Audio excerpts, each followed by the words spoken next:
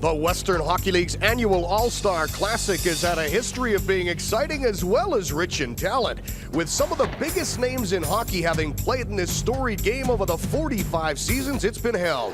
And this year is no exception. Another crop of youth, talent, and athleticism have been assembled from a total of 18 clubs to play in one game.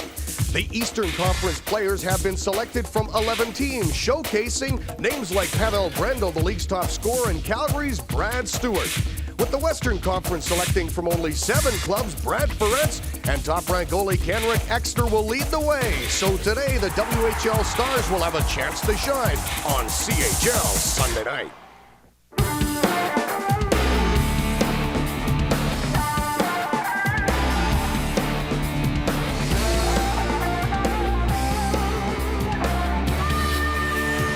Welcome to the Canada Games Sportsplex in Lethbridge, Alberta, site of this year's TELUS WHL All-Star Game. I'm Glenn Campbell. Well, yes, the game just minutes away. Both teams just getting ready to hit the ice. Let's go inside Team East dressing room. This is going to give you a chance to see some of the players who are going to play in tonight's WHL All-Star Game from Lethbridge.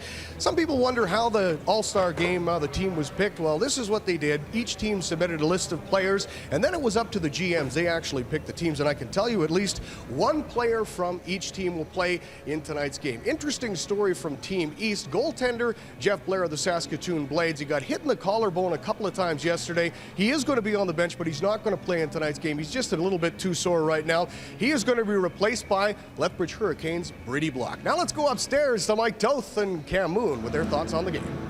All right, thanks very much, Glenn. You know, Cam, in this galaxy of stars, it's hard to isolate the constellations. Where do we begin? Well, let's start with first-round picks, and there's plenty of first-round picks playing in this game. You look at Brad Stewart from the Calgary Hitmen and Scott Hannon from the Kelowna Rockets, a couple of picks from the San Jose Sharks, and I think those two guys have a really good shot at playing in the NHL next season. All right, those are the first rounders. Now we'll use that word that everybody loves. The word would be potential. What about the potential first rounders? Well, we have potential first rounders. Pavel Brendel ranked 2nd in North America by Central Scouting. That just coming out this month. Jamie Lundmark, number 3. Pavel Brendel with 47 goals already this year in the WHL. Lundmark coming up with 28 so far, and from 15 feet in, I'll tell you, there's not too many better than Jamie Lundmark. Hey, great players obviously in this game, great goaltenders too, and man, we've got a very intriguing goaltending matchup tonight right off the get-go. Well, it is really something. For the Calgary Hitmen, Alexander Fomichev starting for the Eastern Conference, and Fomichev, here's a guy that a year ago was cut by the Regina Pats, goes to the Calgary Hitmen camp, makes the team. All of a sudden, he's the man, choice of the Edmonton Oilers in the 97 draft. Then you look at Henrik Ekstner, just showed up to camp in Kamloops this year, and the 19-year-old from Regina makes the club. He's been the Cinderella story of the Western Hockey League this season, so a couple of unlikely heroes, so to speak. Yeah, they get a chance to shine. You bet, it's the All-Star Game, Glenn. You betcha, Mike. Yes, indeed. Well, the light's just dimming. I know you're interested to hear who's playing in tonight's All-Star Game. Let's go to PA announcer Merv Cavan with the player introductions.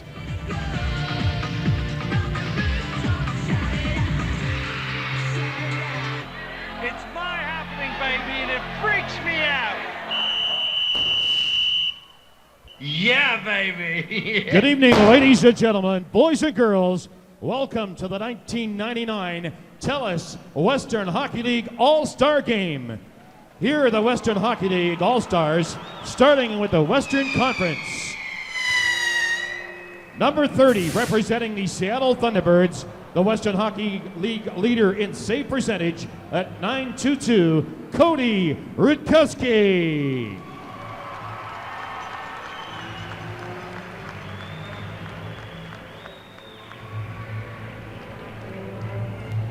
Number 35, representing the Kamloops Blazers, a rookie who leads the league in goals against average at .218, Henrik Ekstner.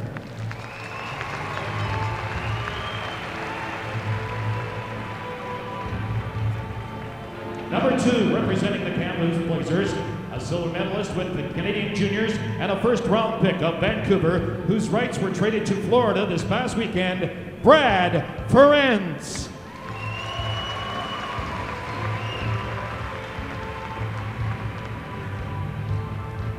Number 4, representing the Tri-City Americans of the Western Conference, Defenseman of the Month in both October and November, Daryl Hay.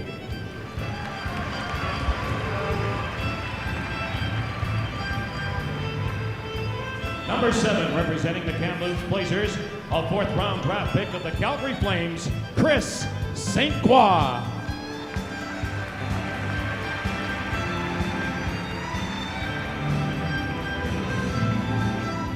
Number 8, representing the defending Memorial Cup champion Portland Winterhawks, their current leading scorer, Marty Standish.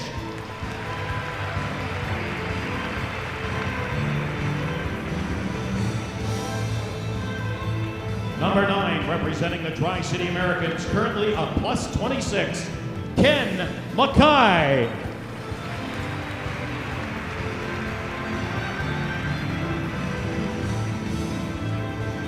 Number 11, also representing the Tri-City Americans, a 1st round draft pick of the New Jersey Devils, Scott Gomez.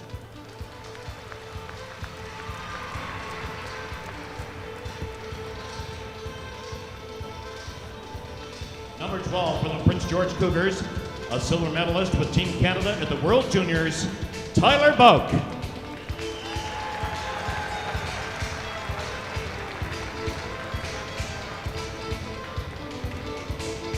Number 15, representing the Kelowna Rockets, with over 300 games played in the Western Hockey League, Brett McLean.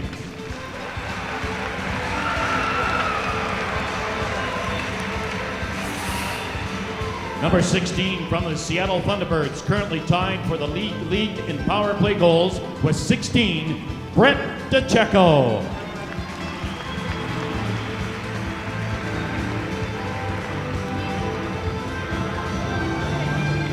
Number 17, representing the Kamloops Blazers, also with over 300 career WHL games, Donnie Kinney.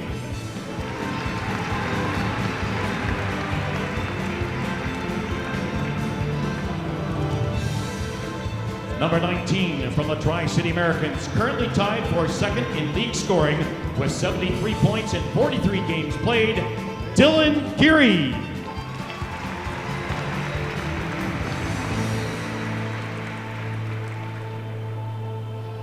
Number 21, a representative of the Kamloops Blazers, 1st round draft pick of Florida, whose rights were dealt to the Vancouver Canucks this past weekend, Mike Brown.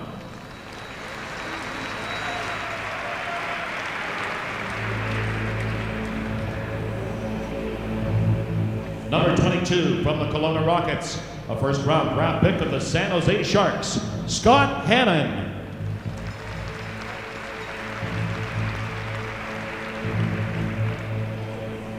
Number 23, a representative of the Prince George Cougars, a 1st round draft pick of the Calgary Flames, Blair Betts.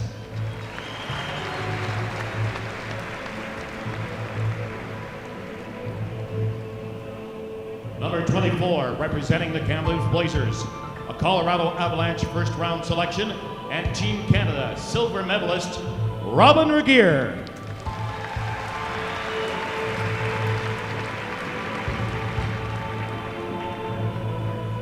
Number 29 from the Portland Winterhawks, another Canadian silver medalist and 1st round Dallas Stars pick, Brendan Morrow.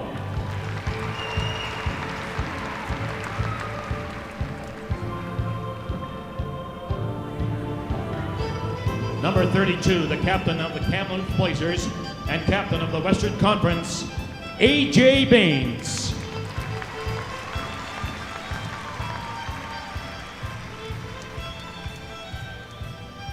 Number 44 from the Portland Winterhawks in his 3rd WHL All-Star game after winning a silver medal with Team Canada, Andrew Ference.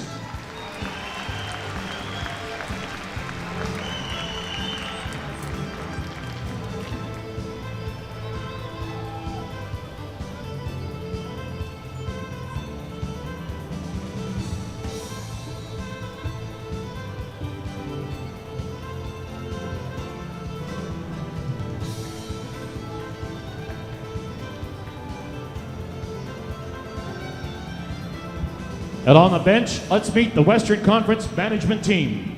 The general manager is Mike Mueller. The head coach is Mark Habscheid. The assistant coach is Craig Bonner. The trainer is Kent Wagner. And the equipment manager is Greg Spike Wallace, all from the Kamloops Blazers. Ladies and gentlemen, the Western Conference All-Stars.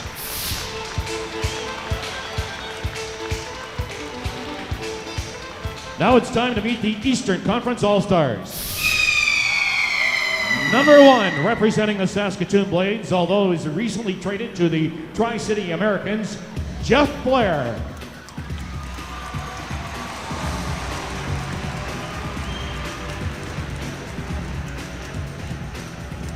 Number 27 from the Calgary Hitmen, currently second in the league in goals against average at 2.37, Alexander Fomachev.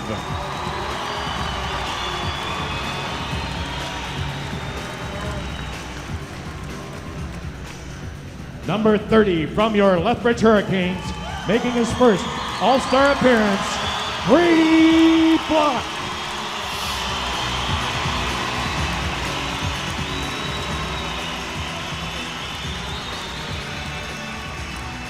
Number 2, representing the Prince Albert Raiders, a Los Angeles King, 6th round draft pick, Richard Seeley.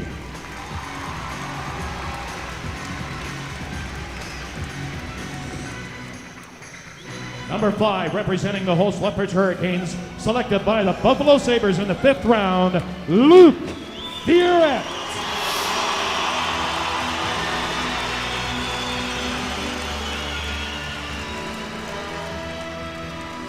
Number 6 from the Kootenay Ice, a top prospect for this spring's NHL draft, Steve McCarthy.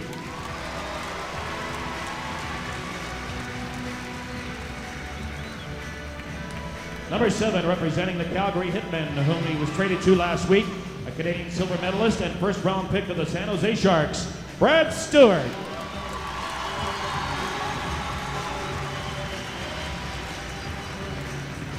Number 8, a representative of the Calgary Hitmen. This rookie currently leads the Western Hockey League in scoring, 47 goals and 77 points in 40 games played, Pavel Brendel.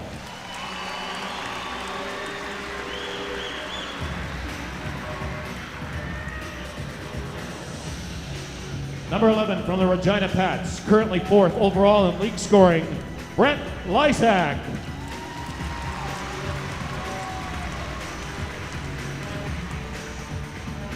Number 15, playing in his first Western Hockey League All-Star game, representing the Brandon Wheat Kings, Brad Twardick.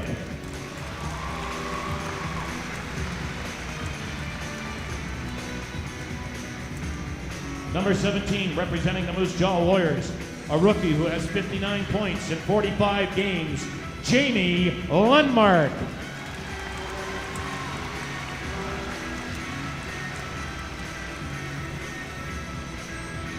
Number 20, the captain of the Calgary Hitmen and Eastern Conference is next. A 7th round draft pick of Buffalo, Brad Moran.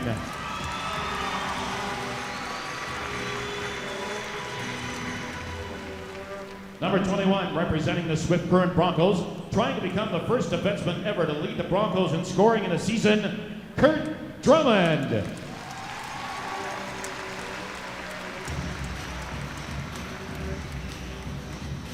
Number 22, from the Red Deer Rebels, he played for the Czech Republic and the World Juniors, Frank Mrazek.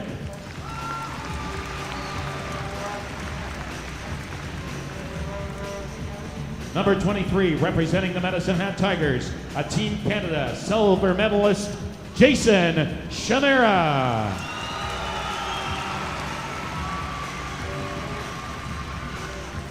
Number 25, from your Lethbridge Hurricanes, the Eastern Conference power play goal leader, Curtis Huppy.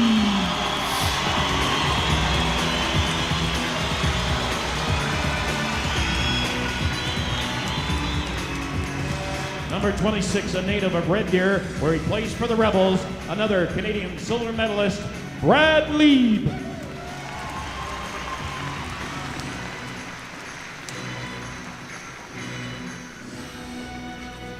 Number 29, representing the Brandon Wheat Kings, a 3rd round New York Ranger draft pick, Bert Henry.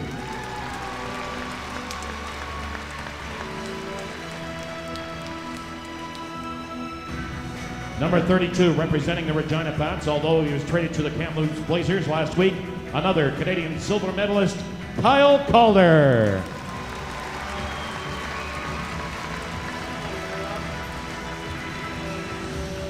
Number 41 from the Prince Albert Raiders, a first-round draft pick of the Pittsburgh Penguins in his very first year in the WHL, Milan Kraft.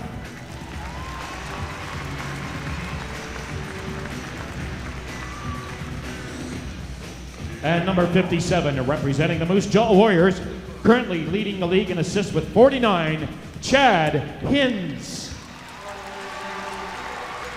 We draw your attention now to the Eastern Conference bench to meet the management team. The general manager is Kelly Kissio. The head coach is Dean Clark. The assistant coach is Jeff Baer. The trainer is Chris Fleming, all from the Calgary Hitmen. Ladies and gentlemen, your 1999 Western Hockey League Eastern All-Stars.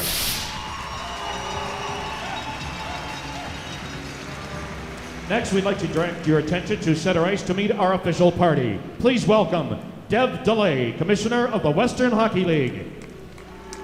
Bruce Hamilton, Chairman of the Board of the Western Hockey League. Herman Elfring, President of the Lethbridge Hurricanes. Ron Hammerback, Chairman of the 1999 TELUS Western Hockey League All-Star Classic. Dean Newell, Director, Customer Service, Provincial TELUS. And please welcome the Honorary Chairman of the 1999 TELUS Western Hockey League All-Star Classic, the longtime voice of your Lethbridge Hurricanes, Steve Bowell.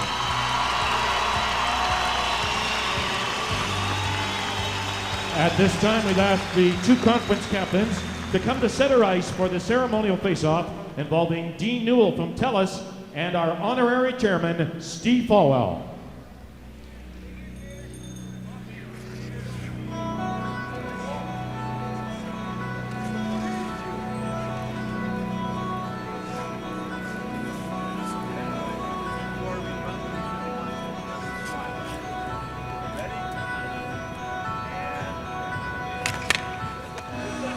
Thank you very much.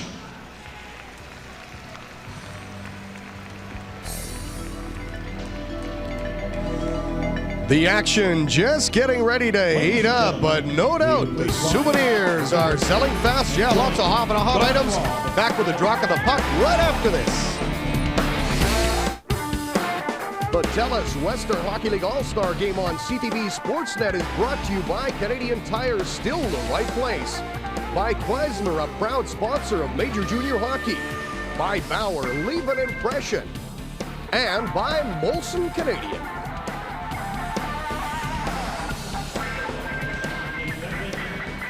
They call Lethbridge, Alberta, the Windy City, and in the Windy City, the Stars have come out to shine tonight. Hi, everybody. I'm Mike Toth, along with Cam Moon, getting set to get it on the Western Hockey League All-Star Classic. Time now to take a look at our starting goaltenders. It's in the nets, brought to you by Heaton, custom-made goaltenders equipment for goalies like Martin Brodeur and Oli Kolzig. Kenrick Exner starting between the pipes for the Western Conference, leading the WHL with a 2.18 goals against average. The 19-year-old from Regina really having a great season for the Kamloops Blazers and gets the starting call here in the All-Star Game and extremely happy about it. Alexander Fomichev starting for the Eastern Conference, 19-year-old from Moscow, Russia, and he's having a great season as well. Really lit it up in the skills competition last night here in Lethbridge.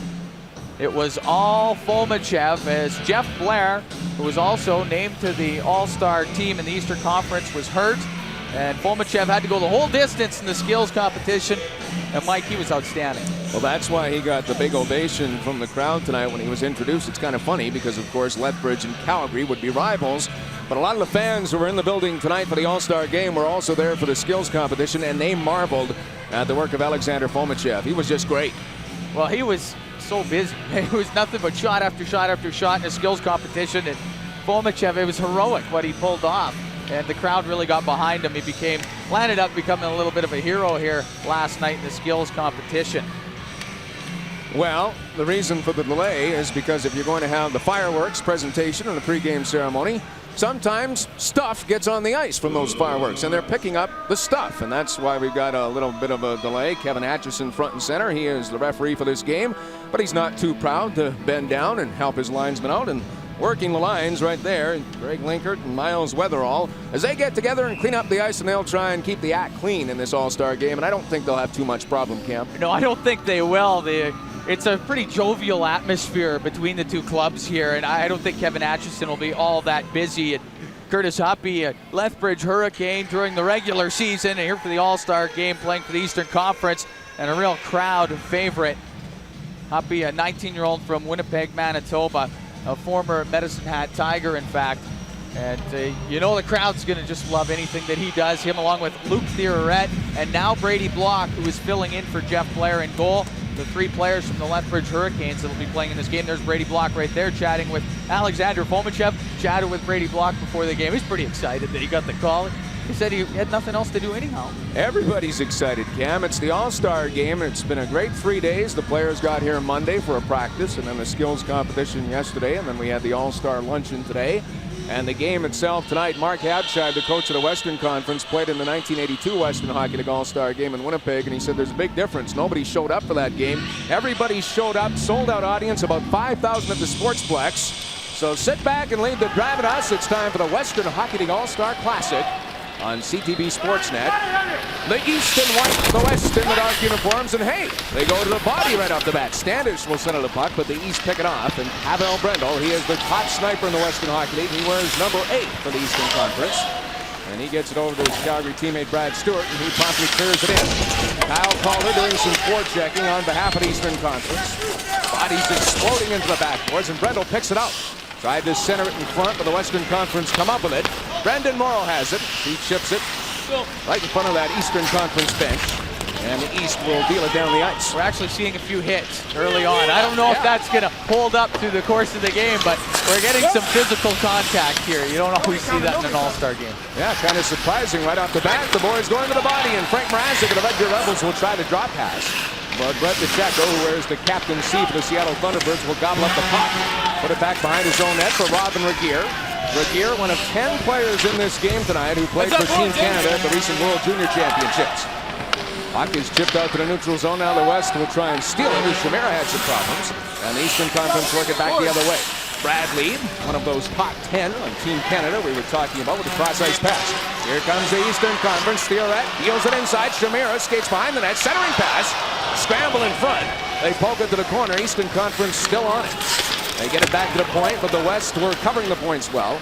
And they'll bring it out to center ice. The Dallas Star draft pick, Tyler Buck, crosses the line, centering pass in front. The check on the shot, rebound. Fomichev stopped that. And right away, the East work it back the other way. Thierret, pinpoint pass, gets it to Mrazek, but the linesman right there to whistle it down. Time now to take a look at the starting lineups, brought to you by Sherwood, proud to serve the hockey world. Well, Mark Habscheid, the coach of the Western Conference, has to put the players together. He has Regier and St. Croix playing together. They play together with the Kamloops Blazers. And Andrew Ferentz out there with Hay, and you see the rest of them. And they keep Brown, Baines, and Kinney together. They all play together in Kamloops. And Gomez, Gary, and McKay all play together with the Tri-City Americans. So it doesn't look like Mark Habscheid's trying to mix things up too much. Andrew Ferentz behind the net for the Western Conference with the first pass, and now the West will just knock it down the ice. And the East will try and formulate a game plan. Brett Lysak of the Regina Pats has it. Leaves it. Huppy coming through. Everybody cheering because he's a Lethbridge Hurricane, but he doesn't get good wood on it. And it rolls to Exner, and he squeezes it. Let's get back to the lineups. Well, Calgary Hitmen coach Dean Clark puts together his lineup as such, with Stewart and Henry together. Stewart now playing for the Calgary Hitmen, and it's all a mix and match, not players that normally play together. And looking up front for the Eastern Conference, Moran and Brendel, they do play together during the regular season with the Calgary Hitmen. And play back underway in the Western Conference. Has the puck. A.J. Baines leaves it for Kinney. They play together. Rebound, Brown with a shot. That went over the net. That's that all Kamloops Blazer line going to work. They know each other very well, and it almost pays off in a big way. Eastern Conference come up with it. Huppy down the wing, throws it cross ice. Milan Kraft, the first round pick of the Pittsburgh Penguins, will poke that puck in the Western Conference territory. Lysak got pounded into the boards by Andrew Ferentz of the Portland Winterhawks. First pass, and it's a good one. Western Conference lead the way. Donnie Kinney drop pass Mike Brown. He has 21 goals this year, but he couldn't load up that big gun. East stealing. Chad Hins for the Moose Jaw Warriors. Look at him zig and look at him zag. Fancy move goes behind the net. Centering pass. Puck loose shot. Exner safe. Rebound. And he got that too. And the fans in Lethbridge obviously cheering for the Eastern Conference. Got excited about that. Hins will wiggle in the corner. Comes up with the puck again. Now he loses it. Donnie Kinney leads the way. Donnie Kinney, number 17 for the Western Conference, won a Memorial Cup in '95 with Kamloops. So much offense out onto the ice here. Nothing but skilled players. And we're going to get great goal-scoring opportunities. You can see a little bit of back and forth. You shouldn't see a lot of clogging up in the neutral zone in this game. It was fun to see Chad Hens wiggle with that puck. We'll be back right after this with more All-Star action. Eastern Conference goaltender Alexander Fomichev getting busy early here. And as a goaltender in the All-Star game, you have to expect to be busy. And the Kamloops Blazer line with Kenny Baines and Brown out there. And a great chance for Mike Brown, but he couldn't get the puck in the net. And speaking of Kamloops Blazers, Kenrick Exner very busy in front. And another good stop. Exner right out there making the stop. And it was through traffic, but he found a way to find the puck through all that traffic. That is some kind of all-star record. We've almost played 4 minutes and we still don't have a goal. Now that you've spoken, yeah, we will. We'll have a lot before the night is over. Last year in the All-Star game, 7-6 for the Western Conference. That went to a shootout. Burke Henry got turned around as he pinched in from the point position, and the puck rolls to Exner and lights out as he put the mitts down on that. Now the Eastern Conference trying to pepper Kenrick Exner. Jamie Lundmark from the Moose Jaw Warriors in on this one, as well as Burke Henry, who came in from the point. Henry landed up getting a pretty good hit, or taking a pretty good hit. Burke Henry, the New York Ranger draft pick, pinching in from the point. Kenrick Exner can expect defensemen pinching in from the point. Oh, plenty. Now, a lot of the defensemen here, sure, they're sound defensive defensemen, but most of them that are in this game can jump up into the play, and they can add to the offense. Yeah, it's a dream night for those defensemen who like to rush with the puck. Coming up with the puck. Here's the Western Conference. They'll poke at the center, and they're away. Brendan Morrow, first round pick of the Dallas Stars. Pass picked off by Brad Moran. Throws it over to Steve McCarthy of the Kootenai Ice. Couldn't clear the zone. Western Conference jump on it again. Standish knocked off the puck. And it comes back to the neutral zone. On it is Chris St. Croix of the Kamloops Blazers. Good first pass to Standish. He shows some puck patience. Waits for his mates to make a break. But McLean couldn't handle the bouncing puck. Pavel Brendel back the other way. He's the leading goal scorer in the Western Hockey League with 47 in 40 games. But it's whistled down offside. I love to see Pavel Brendel swoop to the attack. And Steve McCarthy is going to give him those nice soft passes all night. Well, Steve McCarthy, as you can see, 11th ranked in North America by Central Scouting. A 17-year-old from Trail, BC. Plays for the Kootenai Ice. And here's a 17-year-old player that's the captain of his team. He's in his second year in the Western Hockey League. And McCarthy, if you ever get a chance to talk to him, as soon as you talk to him, you realize this is a pretty mature individual. He's really got it on the ball. And McCarthy already a captain in the WHL, and there's a bright future for the young man. And he's a solid defenseman that can jump up into the play. Does very well on the power play. A hard shot from the point. A little speed on the ice for the Eastern Conference now. Leib and Chimera, they can fly. And they're teamed up with big Frank Mrazek, the Toronto Maple Leaf draft pick, who wears number 22 for the men in white. He was the man who dumped it in, and now he follows up, tries to do some forechecking. Leib to Mrazek. He swoops behind the net. He's very strong with that puck. Got it back to the point. Seeley, surprise, surprise, is pinching in. It goes behind the net. They tried to spot Leib. Pass wasn't there. Western Conference trying to control and clear the zone if they can. Eastern Conference with other ideas. Bob will try and push it out. Mrazek, he is covering the point because those darn defensemen keep pinching in. In front, Mrazek, he loads it up.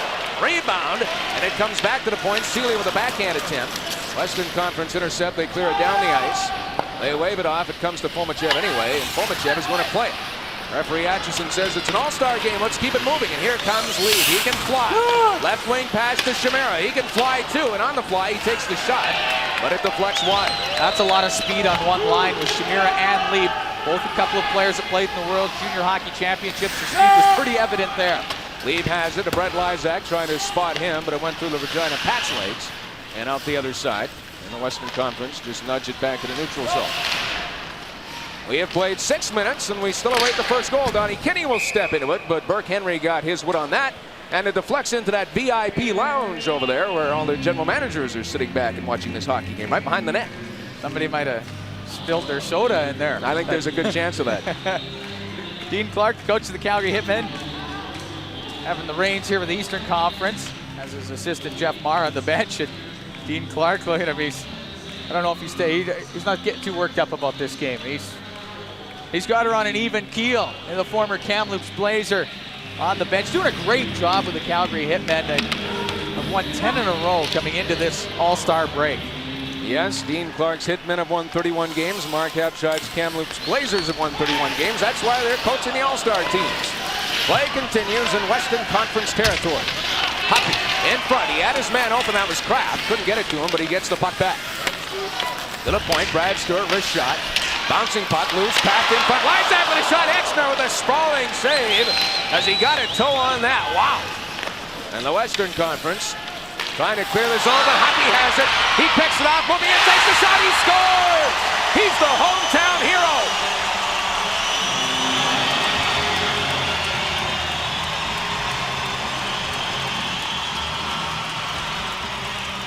Well, Curtis Hoppy really jumped on an errant pass.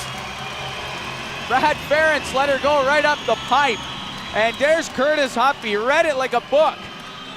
And he comes in and just wires that one through the pads of Kenrick Exner. But good anticipation by Hoppy on that pass. And you can see him fire that one past Exner.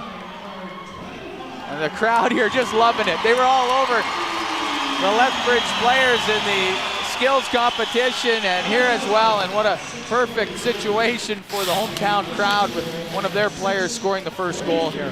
He had an 8-game scoring streak headed into the All-Star break, so you can make it 9. It doesn't count, but we'll make it count. You score 9 straight games, it should count. Comes behind the net. Exner, very active with that goal stick, will play it into the corner. And Dylan Gorey will play it back to his man, Robin Regier. Dylan Gorey out there, the Tri-City American, second leading scorer in the Western Hockey League with 73 points. He wears number 19. But Lundmark has it for the Eastern Conference. His shot hit a stick, goes wide. Eastern Conference taking the play to the Wild West at this juncture. That's why they have the 1-0 edge. All that puck pressure paying off as Hoppy picked it off and put it in. Gary has it. Spots his man, Scott Gomez. Right wing pass, Mackay moving in for the kill. Gomez trying to deflect it out of the air. There's another shot. 2 shots. Fomachev says, where is it?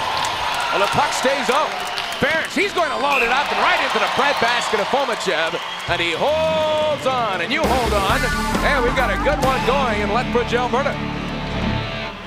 Welcome back to the WHL All-Star Game in Lethbridge. We're on Team East bench, and Team East leading the game 1-0. Let's talk to the goal scorer, Curtis Hoppy of the Lethbridge Hurricanes. Tell us about the goal, Curtis. Oh, just working hard down low there. Seen Ferentz was looking to throw it the middle. I just read and just put it right on my stick, and I went in 5-hole, so it worked out. Okay, good stuff. Good luck the rest of the way. Back up to Mike and Cam. Thanks, Glenn. Curtis Hoppy likes the bright lights, the TV. He had a 5-point night in our first CHL Sunday night game back in October, and he's got the first goal in the All-Star game. The Western Conference trying to reply. Kyle Calder with other ideas, doing some stick handling. Gets it ahead for Richard Seeley. Seeley gets it back in Western Conference territory, but nothing doing. The West works it back the other way, and Brett McLean has a break. McLean moving in, takes the shot, he scores! Brett McLean on the Kelowna Rockets sends a rocket by Fomachev, and the game is tied at 1. Well, Brett McLean and the rest of the Western Conference got a good look at Alexander Fomachev and what he likes to do on breakaways last night in the skills competition. And McLean made no mistake. When Fomachev got that stick out there for the poke check, he likes to force the shooter. And McLean read it well and went to the stick side. You'll see the stick come out. And Fomachev does that a lot on the breakaway, likes to force the hand of the shooter. And Brett McLean, the 20-year-old from Comox, British Columbia, out there on the island, read it very well. He gets a good shot away, and the Dallas 9th rounder in 97 let her go right away. Big grin on his face. And who's happier than Brett McLean right now? Absolutely nobody. That's why he was the MVP for Team Canada last year at the World Championships. And now Morrow has the puck, and the Western Conference will try and build on what McLean just did. They'll do some forechecking. Eastern Conference trying to get it out. Seeley fell down, but he's back in his blades now. Pokes it ahead for Kyle Calder, number 32 for the Eastern Conference. Moving in, wiggling around, backs off, waiting for some help. Showing some good puck patience, but he didn't get that help. And the Western Conference will skate to the attack. Pass to an open wing, and sometimes that's going to happen with strange players playing with each other. Well, it's tough. You practice once, you do a skills competition, and you're really not going to have that smoothness that you have during the season with your regular line mates. And you've got a lot of players that are very, very good at what they do, but that doesn't mean they're going to know where the other guy is all the time. Yeah, and you're going to see guys try more one-on-one moves, and sometimes it's going to work, and sometimes it's not, but it's sure fun to watch. We've had a good hockey game so far. 10:42 to go in the first period. Game tied at 1. McLean's goal unassisted. Goal that tied the game. And of course, Huffy's goal was unassisted earlier in the period. Here comes Shamira. Shaking and baking inside Western Conference territory. Threw it to the corner. Nobody was there. Western Conference will get out the center. Bert Henry bangs it away. Now Shamira tried to clear it back to Stewart. He's going to have to track it down. 8 back steps, tried to spot Henry with a pass, and eventually it does work as the Eastern Conference bring it out to center ice. Here comes Big Mrazek down that left wing, trying to get it inside for his Red Deer Rebel teammate Brad Lee, but the Western Conference will turn it back the other way. With the puck, here comes Brad Ferris. Stops inside the line, gets it in tight. The Checo centering pass. Fomachev sprawls out, and he covers it up. Well, Alexander Fomachev not taking any chances at all with all that kind of goal scoring out there. And Fomachev has really been leading this Calgary Hitmen club. You watch his style, and it really is tough to define the way Alexander Fomachev plays. It's not a classic flop style. It's not a classic stand-up style. The only way I could put it to words is it's like a road hockey style. You know, the kid that wanted to play goal all the time playing road hockey, you're making all these fabulous saves. That's Alexander Fomachev. Looks like he's playing road hockey. I like that description, and they changed the description on the McLean goal. At first they said unassisted. Now, Cam, they've added an assist to Marty Standish. The goal that's tied it at 1. Here come the Eastern Conference. Pass in tight. Exner puts the battle down, and he banged it away. And back the other way come the Western Conference. Look at the pace for this game. It's been great. Moving in. There's the shot. They score. St. Croix. And he goes glove side on Fomachev, and he found a little bit of space. And it's 2-1 for the West. Now, Chris St. Croix isn't known for his goal scoring. A 19-year-old defenseman for the Kamloops Blazers. He's a Calgary 4th-round pick in '97. It's his 4th year in the Western Hockey League. And St. Croix looks like a goal scorer on this one, though. He sees some room high to the glove side. And I don't know, maybe Fomachev was looking for the pass all the way, especially when you got a defenseman jumping up like that, a defensive defenseman at that. St. Croix comes in, just pulls the trigger. St. Croix played in the World Junior Hockey Championships this year for the U.S. He was born in New Jersey, although grew up in Winnipeg. Played for the American club this year. St. Croix's dad, Rick St. Croix, used to play for the Toronto Maple Leafs and Philadelphia Flyers. And St. Croix was born in New Jersey when his dad was playing for the Flyers. And it's St. Croix from Baines at 10:30. A couple of Kamloops Blazers hook up. The goal that has given the Western Conference the 2-1 edge. Curtis Huffy, he's the goal scorer for the East, comes in. But Milan Kraft was a little slow getting back over that blue line, and the players whistled down.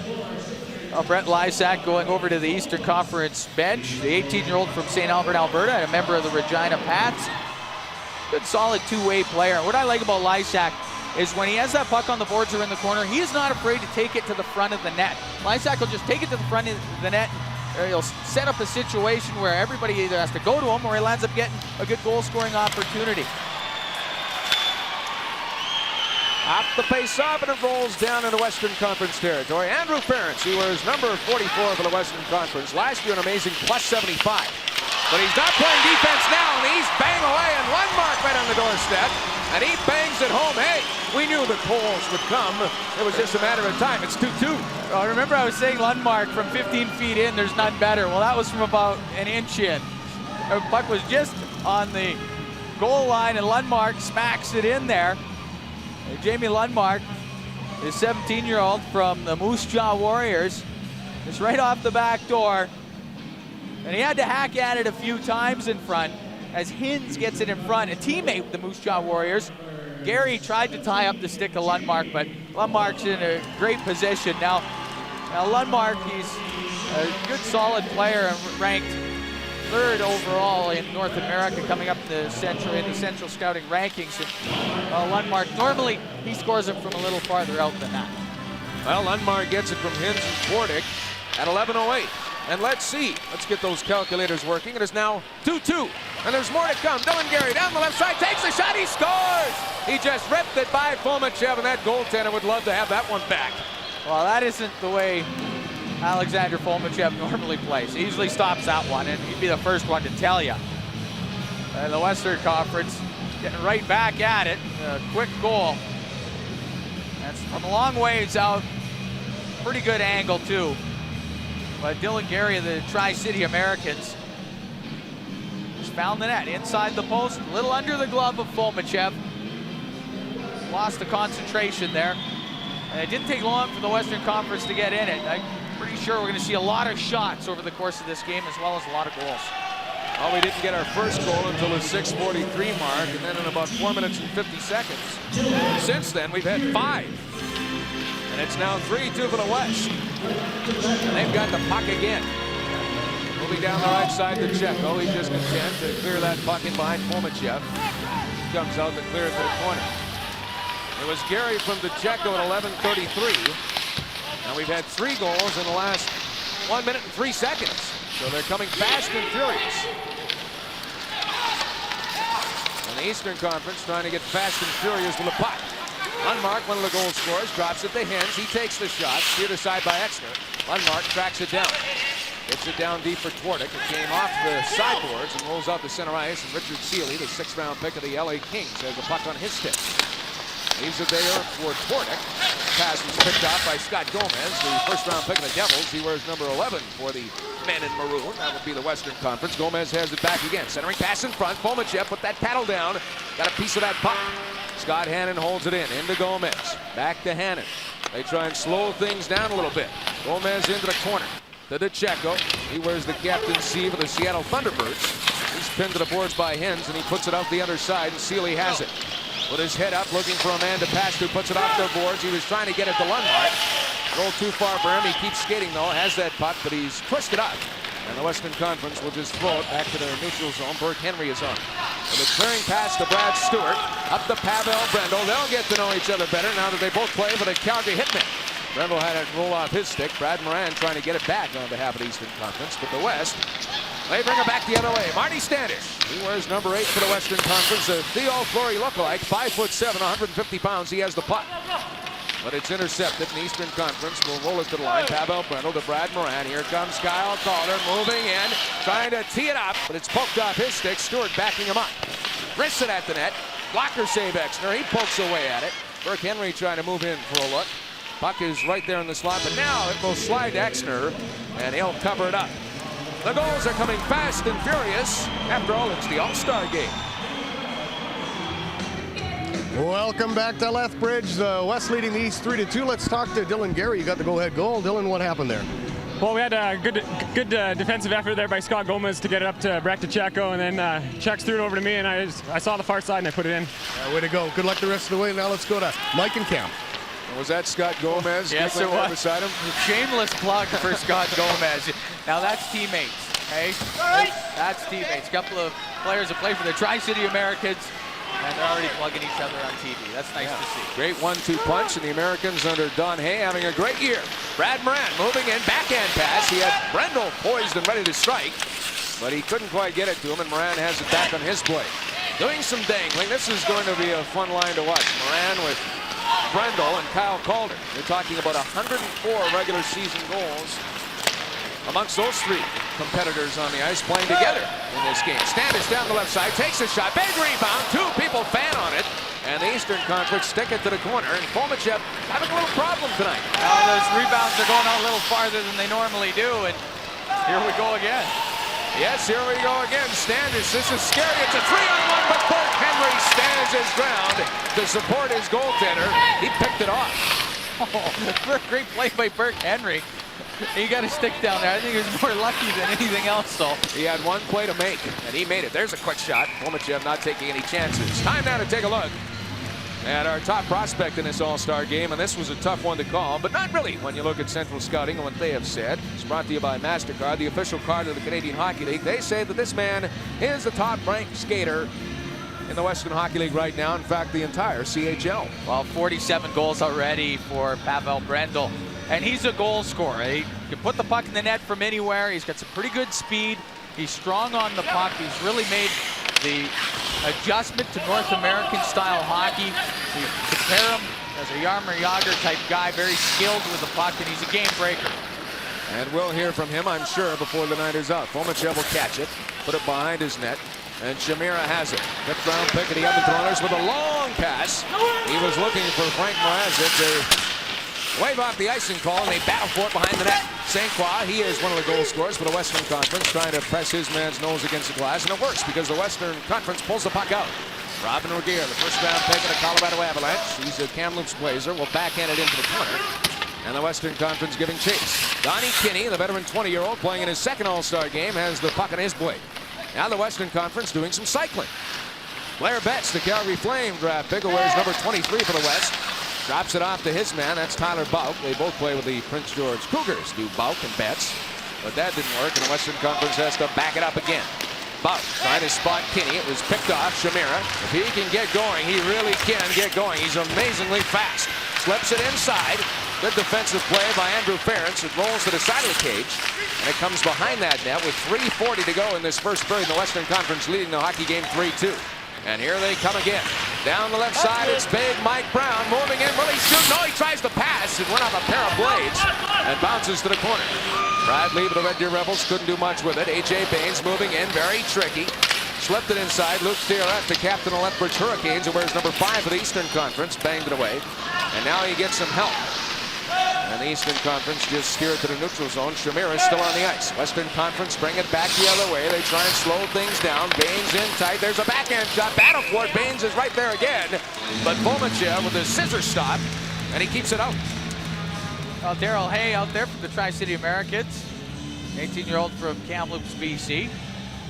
As part of the rush, and we're seeing the defenseman in on the rush almost every time. Mike Brown parking himself in front of the net. Puck never did get to him, but we're seeing players, they're willing to take more chances with plays because it is an all-star game and they're out there with the best players in the league.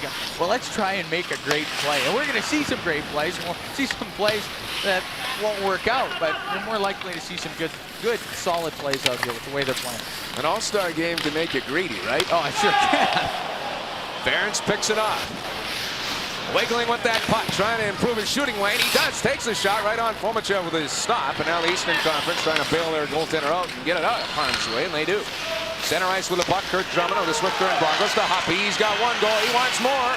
He's goal greedy, but he got knocked to the seat of his pants, and the Western Conference back the other way. Is it a 3-on-2 or a 4-on-2? I think it's a 3-on-2. Baines with a shot, goes off the side of the net. All of those defensemen trying to jump up to make it a 4-on-2 or maybe even a 5-on-2. You better believe it. I'll tell you, Daryl Hay was up there in a hurry. Here's Hoppy down the right side, poking and fouling. The Kraft takes the shot nowhere near the net. It was directed wide. Now he approached the 2-minute warning. 2:05 to go in this opening frame. Here's Drummond moving and takes the shot. Exner stopped that with a blocker and redirects it into the corner. Here come the Western Conference back to the attack. Scott Gomez, 1st round pick of the New Jersey Devils.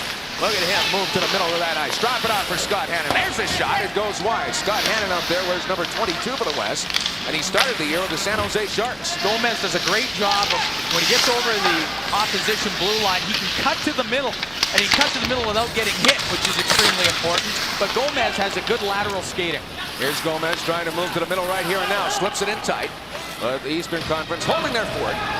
And they chip it out to Curtis Huppy. He's been out there for a while, maybe tired because he almost gave it away, but now he gets it back. And he throws it in deep, and he has Huppy going to the bench for a change. You look at the teams are even up, and the odd man breaks 5 apiece. We're going to see a lot of odd man breaks. The defensemen jumping up, 4-on-2s all over the place. Mark Henry will touch it for the icing call. Welcome back to the Sportsplex in Lethbridge, everybody. A building that was constructed in 1975, and in 1976, Lethbridge hosted the Western Hockey League All-Star Game. They've gotten the game back again. Back in 76, the stars were Brian Sutter and Glenn Hanlon and Don Murdoch. New stars in this game here tonight. Plenty of goal scorers, too. It's 3-2 to the West. And they poke the puck in Eastern Conference territory. We've got 2 hits from each the East and the West so far in this game. 4 hits total. I think that was all in the first shift. Yeah, they came out hitting, but since then, they just come out scoring. Guns a-blazing. The Western Conference trying to improve their lead as we get into the stretch run of this first period. Gomez with the long pass. Brad Ferentz was pinching in. It doesn't work. Eastern Conference back the other way. Brad Twardick, he leads the rush. In tight, takes the shot. Exner sticks it aside. Lundmark there. Everybody thought it was in, but it went off the side of the net. That's the same territory that Lundmark stuck it home from earlier in the game. There's a pass in tight for Lundmark. He was poised from that circle. Puck bouncing around the Western Conference, trying to get it out of the zone. And Kenrick Exner, the goaltender, breathing a huge sigh of relief because they do. And the buzzer goes, and when the dust clears, we see the Wild West in front. 3-2. That was a whole lot of fun. Whole lot of fun and a lot more to come.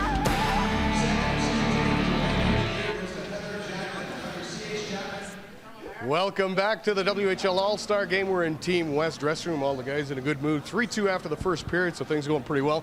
Chris St. Croix of the Kamloops Blazers. You scored a goal in there. What happened? Why don't you tell us? All right, give him a big hand. I'm sorry, what did you say? Tell us about the goal you scored. It was a nice one. Oh, just a great pass by A.J. Bain. Sent me in on a 3-on-1, and I just used Donnie Kinney as a decoy. You know, this game's a little bit physical. I think some people are a little bit surprised at that, but it's been a little bit physical so far. Oh, it's been rough at times, but, you know, it's not as rough as it could be. Yeah. Well, let's move along the way here. Scott Gomez, what do you think so far this game? You guys playing pretty well? No, we got to work on some defense. I mean, coach gave the game plan, and we're just not feeling it. I mean, some guys got to shape up, or they're not going to find themselves playing in an All-Star game. I can see that. No left wing lock, none of that kind of stuff. Hey, let's go over this way, Daryl. Hey, how you doing? First All-Star game. What do you think? First period. Oh, it's good. It's nice to play alongside some of these guys. You know, they're pretty good players, so it's been fun so far. All right, good stuff. Blair Betts, draft pick of the Calgary Flames. That was a good first period for you guys, eh? You guys pretty physical out there? Well, I think that's our game. We got, three plumbers, if you want to say, on one line. I think we just have to go out there and take the body, start grinding in the corners, and we'll be all right. Okay, let's move over this way. I got Mike Brown over here. Mike, of course, was involved in that trade. You're going to Vancouver. Mike, dream come true for you. You told me last night. Yeah, playing at home, hopefully it'll definitely be a dream come true. You said to me last night that Pavel Bure, he was one of your heroes when you were growing up. Oh yeah, definitely. He was pretty damn good, eh? I mean, that must feel good to be involved in that trade, though, I would say. Oh yeah, it's a great honor to have my name right next to his in the paper, so definitely I'm pretty proud of it. Okay, there is another guy that's involved in that, and I keep moving around the dressing room, but Brad Ferentz there. Here we are. Brad, how you doing? What does it feel like you're now property of Florida? What did you feel about the whole trade? I didn't know what to think, found out on the TV, but, it's good to be a part of something that big, and, anytime you get to switch place, go to a nice warm climate, it couldn't be too bad. I wouldn't think so, and I mean, you know that you're wanted by a team in Florida, right? Yeah, I mean, hopefully they want me, and, hopefully we're going to throw in on the trade, but everything will work out. Okay, good stuff. All right, after the first period, it is the West leading the East 3-2, the WHL All-Star Game from Lethbridge. Now let's go to a break.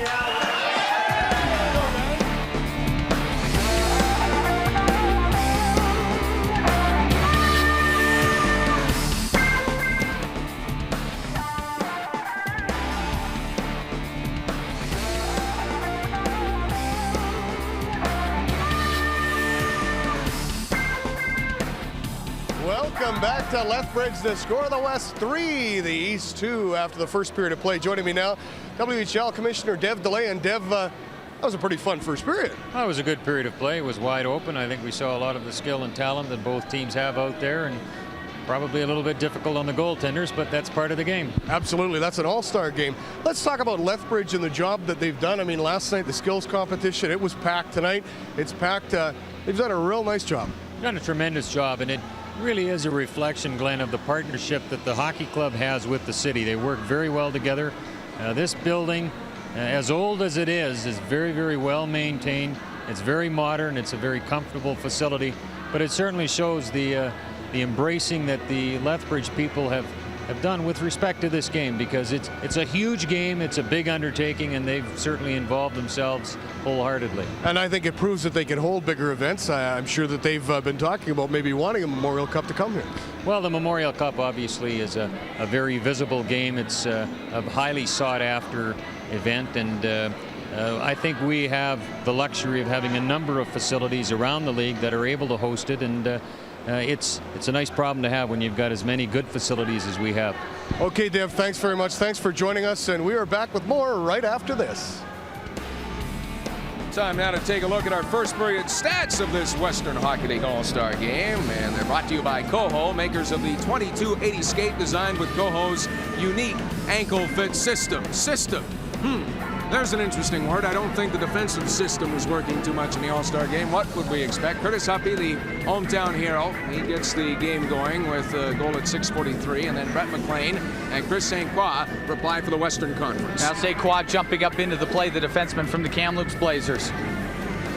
Jamie Lundmark, we know all about him. He is one of the top snipers from the Eastern Conference, plays with the Moose Jaw Warriors. He has 28 goals. Now he has a goal in the All-Star Game. And then Dylan Gary ripped one home to make it 3-2 for the West. And for your information, the face-off situation in the Western Conference, controlling the face-off circle. I wouldn't say they're controlling the game, but they have the one-goal edge. Well, they have the one-goal edge, and they're working over the face-offs. Not a lot of hits out there. The first shift, boy, they were going pretty hard. They're hitting each other, but then after that, they just sort of, oh, hold on, we're in an all-star game here. It's tough for the goaltenders in more ways than one. Obviously, they're going to face more shots, but they're going to face a different kind of shot, too, because you're going to face a lot of uneven rushes, right? Well, that's exactly it. Your 2-on-1s, 3-on-1s, 4-on-2s. It's more like a shinny game than it would be from a normal hockey game. But it's fun. Maybe not for the goalies, but it's fun.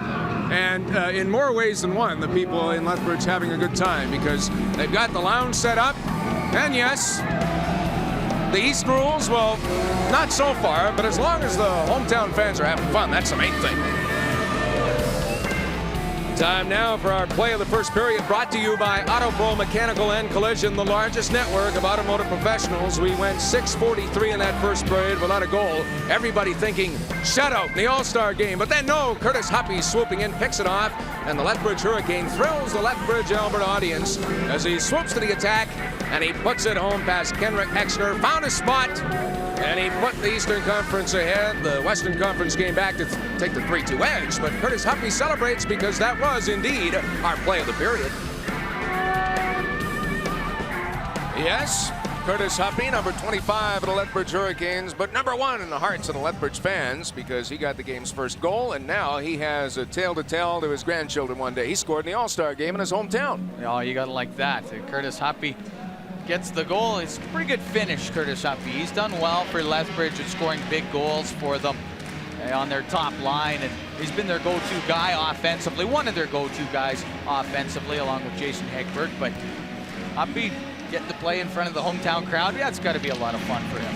The heart is beating for sure when you do something like Huppy did. You go to the attack, you get the game's first goal, and the crowd explodes. Eastern Conference trying to explode off the get-go. They score! Brendel in front. It was only a matter of time. He's the top sniper in the Western Hockey League.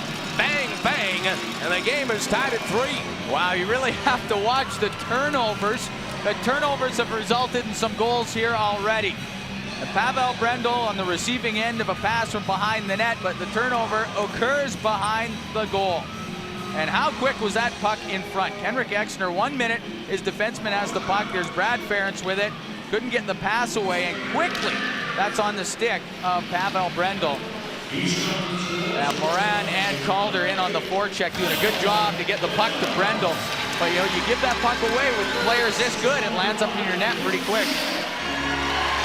So Pavel Brendel, 47 goals in a regular season, and now he has a goal in the All-Star game, but the Western Conference have the puck.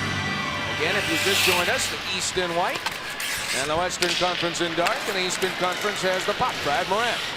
31 goals for the Hitmen, a team that have won 31 games this year. But he's stick-checked off the puck, and comes back to the line. Held in by Luke Fioretti, had one hand on the stick.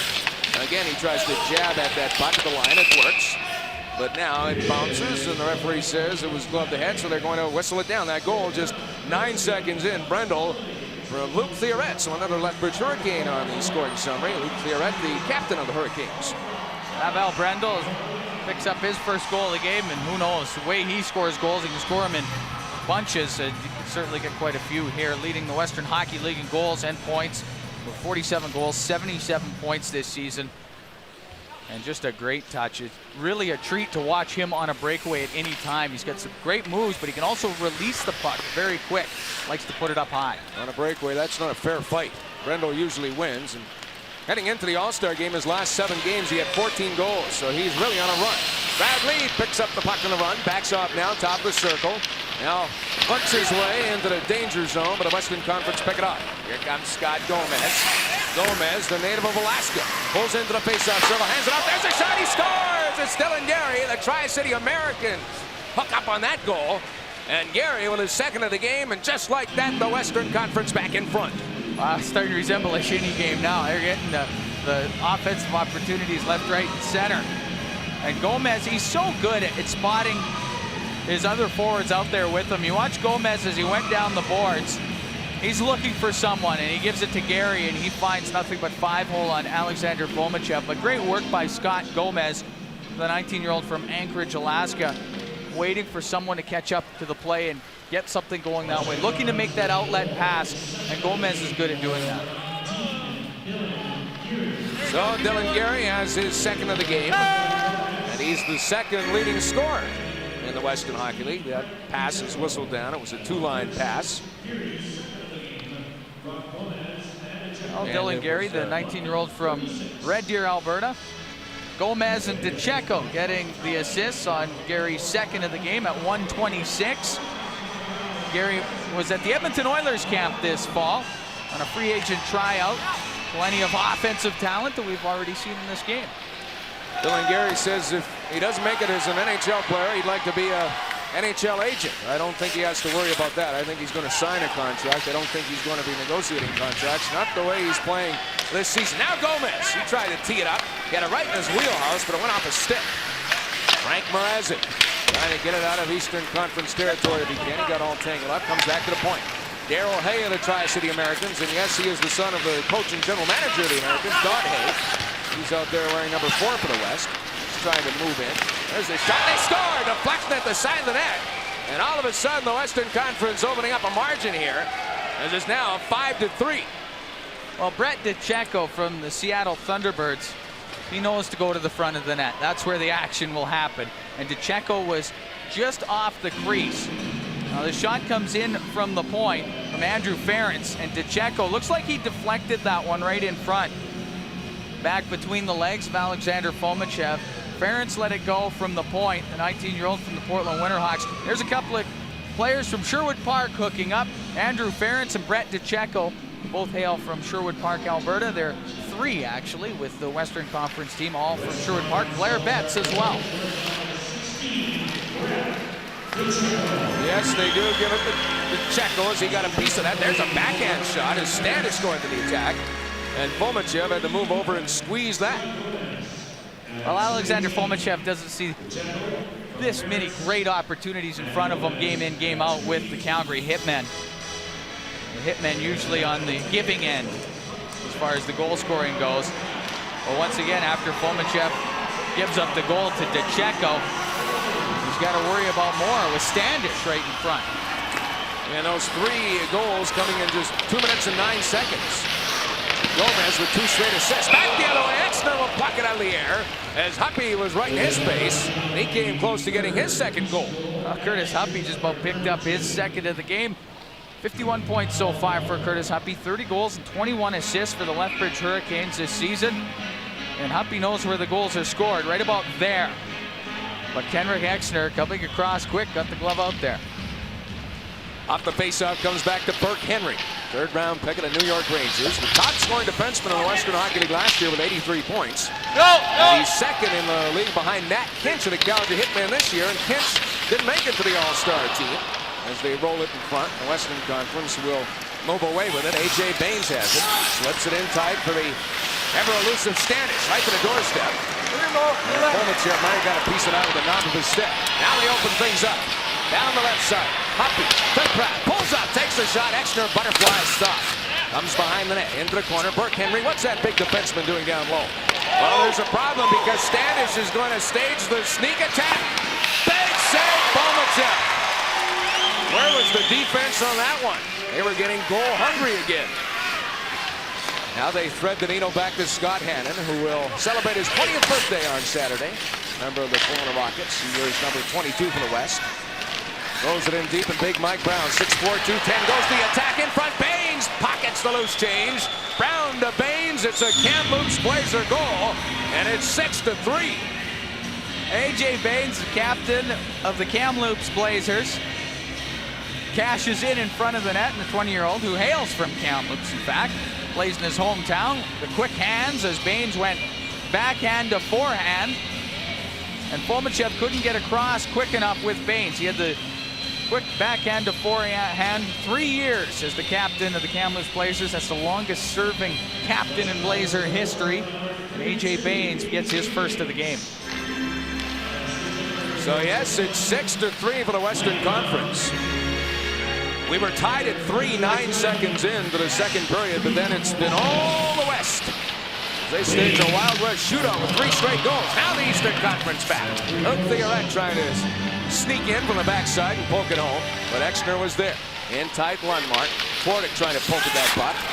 Lands on the mesh behind the net. Referee Atchison says play on. People have paid big money to see the All-Star game. We're not going to whistle it down unless it's absolutely necessary. Here comes the West. Right wing pass, leading the attack, Donnie Kinney. Drop pass, shot right on by Brad Ferentz. He was looking 5-hole, but Fomichev will hold on. You hold on for a while, catch your breath, and come back. Welcome back to Lethbridge. Yeah, the West leading the East 6-3. A.J. Baines, you just got the last goal. What is all of this? I'm telling you, this offense going on here, eh? Well, there's a lot of talent here. Right here, you got Gomer and Brownie and Dylan over here. It's it's a lot of fun right now scoring. Yeah, you're on TV right now, so these guys are your best friends, right? Yeah. Leader, he's the leader. What about that goal that you got? Nice goal. Well, it was a good play by Marty getting the puck in the zone there, and then Hanny made a good pass there, and Brownie, that's why he's a first rounder. He banked it right off the net to me, and I've been watching these two guys from Tri-Cities here long enough to get some tips on how to score in front of the net. All right, let's go up to Mike and count. Well, sit back because here comes the West again. McLean throws it in front. And the Western Conference with their 4th straight goal as they sneak in, and Alexander Fomichev says, I should have lost my invite to the All-Star game in the mail. Smiles all around. Brendan Morrow putting that one in. Brendan Morrow from the Portland Winterhawks, just turned 20 on January 16th. Gets the pass across from Brett McLean. Nice backhand pass over to Morrow, the first-round pick of the Dallas Stars in 1997. Great backhand pass from McLean, and Morrow puts that one past poor Alexander Fomichev. Oh, I don't know if he knew what he was getting into with this WHL All-Star game, but he's sadly aware of it now. Well, maybe he had his shining moment last night in the skills competition because they were on their feet praising the man they call Alexander the Great. He was absolutely great in the rapid fire drill, stopping 35 of 40 shots. In the breakaway competition, stopping 14 out of 18. But now he's going to have to pay the fiddler, right? No question about it. It's just incredible work by the Western Conference. And every time they get a shot, they're getting a good shot. They're getting high-quality shots. Not too many from the perimeter. Here come the Eastern Conference. They shoot, they score in tight. And this time it was Lundmark moving in for the kill, and that's his 2nd goal of the All-Star game. And it's now 7-4. Well, that hit someone in front, and I think it went off of Andrew Ferentz from the Western Conference. Jamie Lundmark letting it go in the slot, and we'll take a look at it here. There's Ferentz wearing 44, or it could have went off of Darrell Hay. It went off of one of the two. That puck changed direction on its way to the net. And you see Kenrick Exner was leaning to the blocker and then had to go back over to the glove side where the puck went in. Jamie Lundmark lets it go. He just turned 18 himself here in January, but a good shot by Lundmark, but it looked like it changed direction. Well, he's the top-ranked North American skater in the Central Scouting rankings right now for this summer's draft, and he's shown why in the All-Star game with a pair of goals. So at 14:15 to go in the 2nd frame, it's now 7-4 for the Western Conference. They have the puck. St. Croix, pass picked off. Here comes Brad Moran, the 7th-round pick of the Buffalo Sabres. Up to his Calgary teammate Pavel Brendel, moving in, takes the shot, but a good defensive play, and we haven't said that very often, by Robin Regeer. Good job by Regeer. He took away the pass. He had Brendel way out to the wing. He didn't have a good shot. He took everything away on the 2-on-1. Good work by Regier. That's the type of defenseman he is. He's very sound defensively, a stay-at-home kind of guy. The Colorado first-round pick in 1998. And now he has to defend again. Brendel brings it over the line, drops it for Kyle Calder, being muscled to the ice as Brown had a hold of him. And remember, Brown and Calder now play together with the Kamloops Blazers. Calder acquired in a trade from the Regina Pats, but for the purposes of the All-Star game, Calder playing for the Eastern Conference. Now the West bring it back the other way. Gomez in tight. There's a shot to Checo, but Formachev this time got a pat on that. Well, it was a 2-on-1, and it was a slow developing 2-on-1. The two players with the puck, Checo out there, and they didn't have to, and Gomez, they didn't have to go all that fast. They had some time with it. And Formachev knew the pass was coming across. He did a great job of taking away the lower part of the net. Gomez, he's got Brown. Brown's got the puck, gives it back to Gomez, moving to the middle. Trying to get it in tight. There's a shot, and Formachev is just going to stick it out of the air, and he'll freeze it. Mike Brown and the Wild West lead this game. It is 7-4. Plus-minus stats are going to take a beating, and in some cases maybe even improve in a game like this, the All-Star game. But our plus-minus stats brought to you by AutoPro, the largest network of automotive professionals. Dylan Gary and Ken Mackay, both from the Tri-City Americans. Number 1 and number 2 on the Western Conference. Gary at plus 37. Look at the Eastern Conference. And you got Pavel Brendel and Brad Moran, both from the Calgary Hitmen, and number 1 and number 2. Steve McCarthy coming in at number 3. The number 1 player in the Western Hockey League is from the Kootenay Ice, and plus-minus is Mike Green at plus 45. Here come the Eastern Conference. Frank Mrazek, head of steam, drops it back to the point. Shamiro will sneak in and grab that puck. Now he has to back off a little bit, as it was a bouncing puck. Gives it to Brad Stewart. Good first move. Stewart moving in. Will he shoot? He tried to shoot, but the Western Conference team up on him. Puck comes behind the net. Mrazek stops the puck on his blade and tried to center it in front, but the Western Conference steal it and work it back. Dylan Gary, he has 2 goals in the Western Conference lead that has been staked as 7-4 at this point. Back shot, gives up for Ference. There's a shot. And again, it took a crazy hop in front. And now they double it up. The Western Conference in front. It's 8-4. Well, Mike Brown from the Kamloops Blazers was in front of the net as Ference let it go. Brown may have tipped it, but it certainly bounced around on its way to the net. Ference pulls it off the wing, lets it go. Looks like it hit a stick, and it might have hit Brown as well.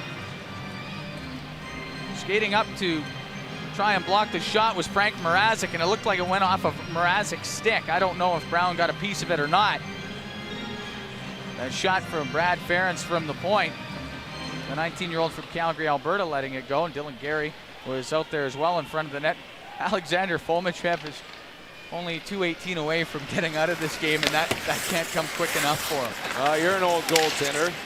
You know it. He wants to sit on that bench right now, doesn't he? Enough fun for one night. That's right. Get out. I want out. McCarthy, a good young defenseman. He led the attack, and there's his shot. There's Lysak sending towards the net, and it was blocked by Exner. Now McCarthy moving in again. Player from the Kootenay Ice takes a shot, winds up right into the belly pad of Exner, and he'll freeze it.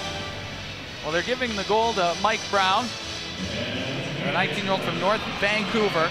Frank Mrazek from the Eastern Conference went out to block the shot from Ference, and you see it hit the stick of Mrazek. And it tipped a little bit, and then there was Mike Brown sitting right in front, and he must have got a stick on it as well, getting the puck past Alexander Formachev. Just a scoring note, on the Eastern Conference's 3rd goal, they've added an assist to Kyle Calder. Do you think that matters? How nice for him. I guess it's good for Kyle, but at this point, our scoring summary sheet looks like a dog's breakfast. It's busy. Western Conference getting busy as they bring it in over the Eastern Conference line. Shot on the fly. Formachev got that stick on the puck and turned it aside. Into the corner, swooping to the attack. The Western Conference swarming all over Formachev. Comes back to the line. Darrell Hay. It was a fluttering shot. Formachev spotted it at the last second. Goes into the corner. In front of Bays. He had lots of time to tee it up, but he ripped it wide. And finally, it comes out over that Eastern Conference line. Not for long, though. Here's Brendan Morrow in tight. There's a shot. It goes off the post. Donnie Kenny had a chance to load up that big gun. but he cranked it off the side of the post, and that was pretty to watch. Well, it was a great pass, and it is a hard pass. And when you get a hard pass for a one-timer, you really have to be strong on your stick. And Donnie Kinney was. The fifth-year Kamloops Blazer from Regina, Saskatchewan, had the good, hard one-timer pass, and he hit it pretty good. Just missed the net. Just went off the outside of the post. Good hard pass across from Brendan Morrow. And those are tough. Like, players will sit and practice that after practice endlessly all season long, working on that quick, hard pass and doing a one-timer. And it's not an easy skill to develop. Good hard shot by St. Croix. Comes back, get away, long pass for Twardek, but it's whistled down, and the fans don't like that. Well, the Stars shining in Lethbridge, and they're shining all over the Canadian Hockey League. We've got the Ontario Hockey League All-Star Game coming up for you on CTV Sportsnet. Again, the best of the East against the best of the West. And yes, the All-Star Classic in the queue, the Labelle against the Dilion Division. That's coming up Tuesday, February 2nd. It doesn't matter what language they play the All-Star Game in, you know goals are going to be the word of the day, right? Oui. Perfect. There you go. There's the extent of my French. Wow.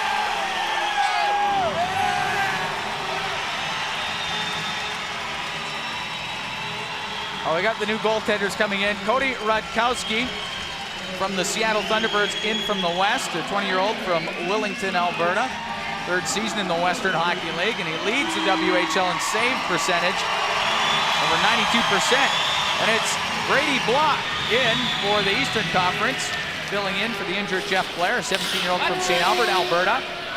And for Brady Block, filling in for an injured guy isn't anything new. He had to do that when Jason McLean got hurt early in the season. Block has stepped up, played very well for the Hurricanes, and now he's stepping in for an injured Jeff Blair. Here he is in the All-Star game. And Rutkowski also into the All-Star game because Jason LaBarbera of the Portland Winterhawks, originally selected, pulled a groin a couple of weeks ago, so Rutkowski was at it. So both of these goaltenders benefiting from a couple of injury problems and trying to take center stage. It's not going to be easy. Hey, there's a check. I heard it and I saw it. And the Western Conference going to the attack. Eastern Conference trying to slow things down a little bit. And they get it up to Twardek, but it spun off his stick.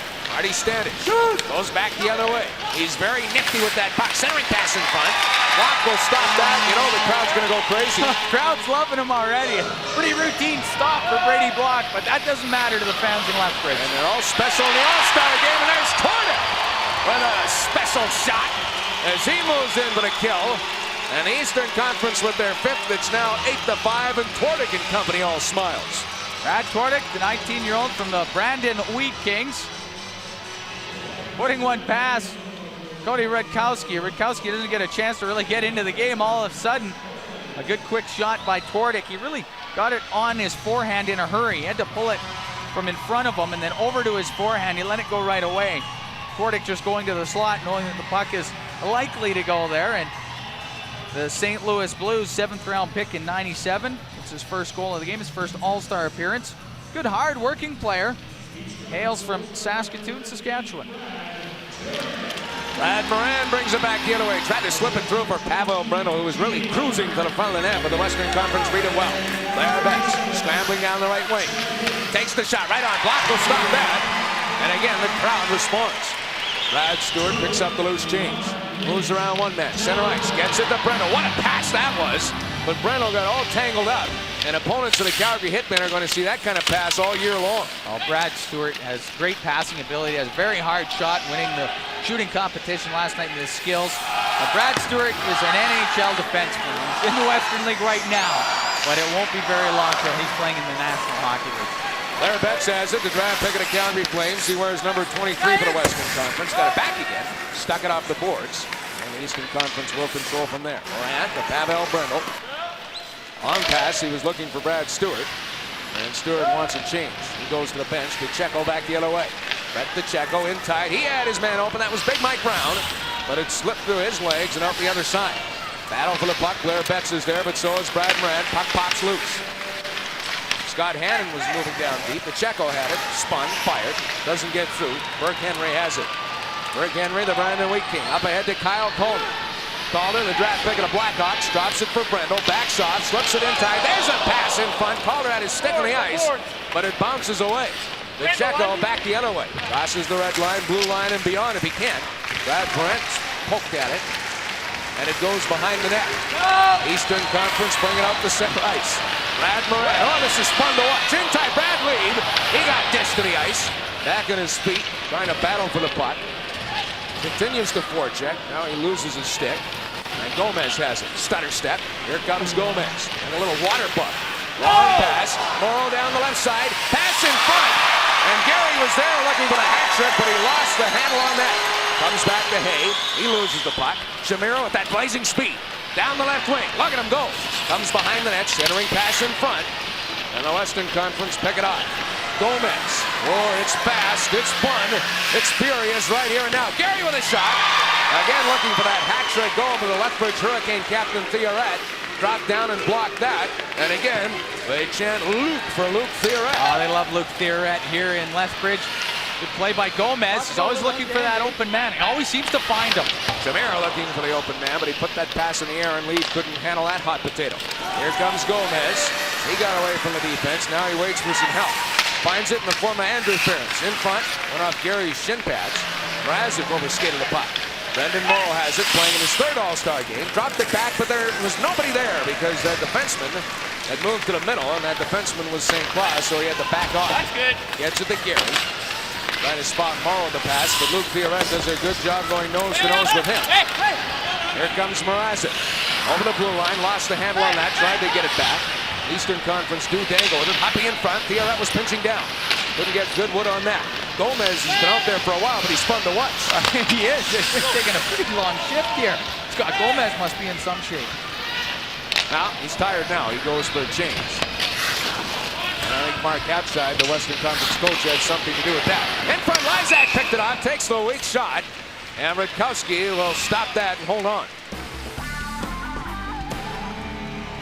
We go end to end, back and forth, and we'll come back in just a second. Welcome back to the WHL All-Star Game from Lethbridge. Lots of offense in this game. The West leading the East 8-5. I'm here with Jamie Lundmark. He's got a couple of goals. You're playing all right tonight. Are you happy? Yeah, I was a little nervous coming in tonight, but I think all that's gone now, and we're just playing the game. Hey, listen, do you guys have a chance to come back? I think so. It's only 3 goals. There's a period left, so I think we got a good chance here. Okay, let's throw it back to Mike and Cam. All right, thanks, Glenn. Everybody on those 2 benches must have a point by now. Maybe save Glenn Campbell. I don't think he's figured in the scoring yet. Not yet, but you never know. Campbell, he's pretty nifty out there. Yeah? He can bob, he can weave, shimmy. I've seen him play. Friday morning media hockey. He can dangle. They might throw him out there. You never know. St. Clair, he has one of the goals for the Western Conference, part of their 8-5 edge with 5:25 to go in the second period. Got it ahead. Kenny took the shot, and again blocked for the save. It goes over the glass. Oh, Brady Block putting on a show. Oh, Brady Block. Every time he touches the puck, the crowd goes crazy. And he's been a favorite here in Lethbridge over the season. He didn't play a lot last year as a 16-year-old. And then Block comes in this year. Jason McLean was the starter last year, New York Ranger draft pick. Well, McLean was hurt his ankle at the Ranger camp. And Block got his chance to play this year. He's been playing plenty for the Lethbridge Hurricanes. Has done very well. The 17-year-old from St. Albert, Alberta, has really taken advantage of his opportunity here with the Hurricanes. And he's expected to be one of the first goaltenders picked come this summer's draft. And he's putting on a nice display here in the All-Star game. Comes into the corner to play it himself. Can't get it out, though. A.J. Baines, Donnie Kinney, also right there, hungry for that puck. Comes back to the line. Tyler Bout throws it around the corner boards. Comes behind the net. A.J. Baines, very crafty, trying to pull in front. He's not getting knocked down, so he's going to take that opportunity as long as he can. But finally, the Eastern Conference will skate that puck to center. Ryan Kraft. Now the Prince Albert Raiders will deal it to the front of the net. And the Western Conference will scoot back. Donnie Kinney crossing the line. He's got some room to maneuver. Takes the shot. He rang the bell. Kinney had an open spot, and he almost found it. Well, Kinney had a bit of room low to the blocker's side on Block, and he really wired that one. But he hit the post completely square, just flush. The sweet sound of music for Block down at the end. Hoppy! Hey, he's making some music. The Lethbridge Hurricanes scores again. Good hard work by Curtis Hoppy. That hard work results in a goal. And there's those hardcore East fans. God love them. And Huppy going hard after it. And he's being hooked a bit from behind, and Rutkowski never did find the handle on the puck. Look at Huppy fight off the hook from Hannon and just stays with the puck. And I'm sure Rutkowski would love to get that paddle on the ice flat on his stick so he could have kept that puck from going in, but Huppy just working hard at it. That's the type of player he is. He always works hard on the puck. So the Lethbridge Hurricanes, Huppy and Block, trying to lead the attack back. As the Eastern Conference back in a hockey game, they trail by 2. Western Conference coach Mark Habshai looks a little concerned on the bench. His team had a big lead. It's now shrunk to 8-6. I wonder where he's going to have to do some heavy-duty strategy on that bench. Yes, they led, what, 7-3 at one point. It was 8-4 at one point. Now 8-6. And the East hungry for another goal. The Western Conference pick it up. Here comes Andrew Ferentz playing in his 3rd Western Hockey League All-Star game. Dropped it for Brown, but Brown didn't know it was coming, and he fell down. 3-on-1 back the other way for the East. Moving in. There's a shot. Tornik was right there, but so is Rutkowski, and he knocked it away. Great stop by Rutkowski. Oh, let's open things up again. What the heck? It's an All-Star game. McLean back to Stanis. He fell down, and now it's a 4-on-2. Pass to Tornik. Drops it for Hintz. Drops it for Henry. Overskated the puck, got it back. And a stick save by Rutkowski. Now it's a 2-on-1. It's a mathematics lesson. Stanis tipped it, and Block just got enough of that puck to knock it wide. In front, Brown couldn't get the handle on that. McLean behind the net. Block watching him because his defenseman worked. And it comes back the other way, and Tornik finally has had enough of this. He's tired. He just flips it in. Well, the players from both teams are certainly giving their fans the money's worth. The crowd's been cheering and hooting and hollering this whole game on the edge of their seat. Sure, it's 8-6, but it's been good excitement. It's been entertaining. That's entertainment. Western Hockey League Commissioner Deb DeLay must be loving it. In front, Calder with a shot. Rutkowski didn't know where it was. Lots of bodies in front. Now here comes the West. McLean, the Checo takes the shot. Puck came away out, and he stopped back. Sounds like he stopped the overtime here in Game 7 of the Western League Final. Well, in an All-Star game, if the goaltender stops the puck, that's good. Here comes Calder. He's got some jets. Drops it to Brendel. Brendel trying that sneak around move. But Regier was having none of that. Just delayed, but Regier stayed patient. Moran gobbles up the puck in the neutral zone. Crosses the blue line. 1-on-3 situation. Slips it for Brendel. Great move. Touch that puck. It's right on the goal line. Net off its moorings. Oh, Brendel doing some dirty dancing down low. We're back to the action, and we underline that word action. We've had plenty of it at the Sportsplex in Lethbridge, Alberta. Mike Toth along with Cam Moon, the entire CTV Sportsnet crew. And it's 8-6 for the Western Conference. They're in the maroon jerseys as the play is whistled down the line with 1:40 to go in the second frame. Good excitement. You just can't beat it. It's end-to-end. If it was a regular season game, the coaches would be going bananas with the amount of odd man opportunities. Pavel Brendel shows why he's such a skilled player. Look how good he is with the puck movement here. Oh. He's clean behind the net, and he just about slam dunked it past Rutkowski. And it wouldn't have surprised me in the least if he had pulled it off. Well, Brendel played a couple of games in the International Hockey League, a pair of exhibition games with the Las Vegas Thunder, and played on a line with Peter Nedved when he was in the middle of all his contract problems. As Rutkowski will steer that to the corner. And he'll probably be playing professional next year. I don't think there's any question about that. He wants to make the jump to the NHL next year, and figures he can do it. And I wouldn't count him out, that's for sure. 1:10 to go in the second period. It's been a wild one in Lethbridge. And the Western Conference have the puck again. Scott Gomez. His parents of Mexican heritage, less than named Gomez, but he grew up in Alaska.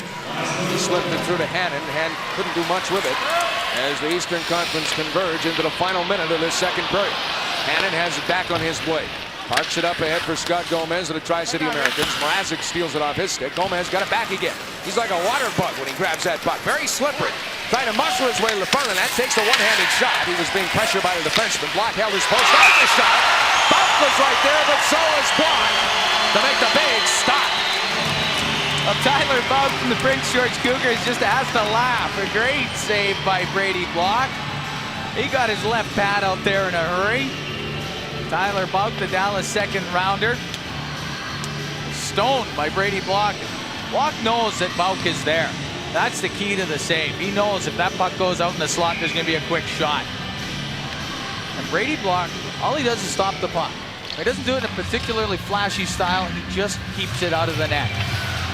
He's really done a job since coming in and relieving Alexander Fomichev halfway through the hockey game. He's given the Eastern Conference a chance to get back in this contest. He has. He seems to have ignited his team here, and that's what you ask of your goaltender.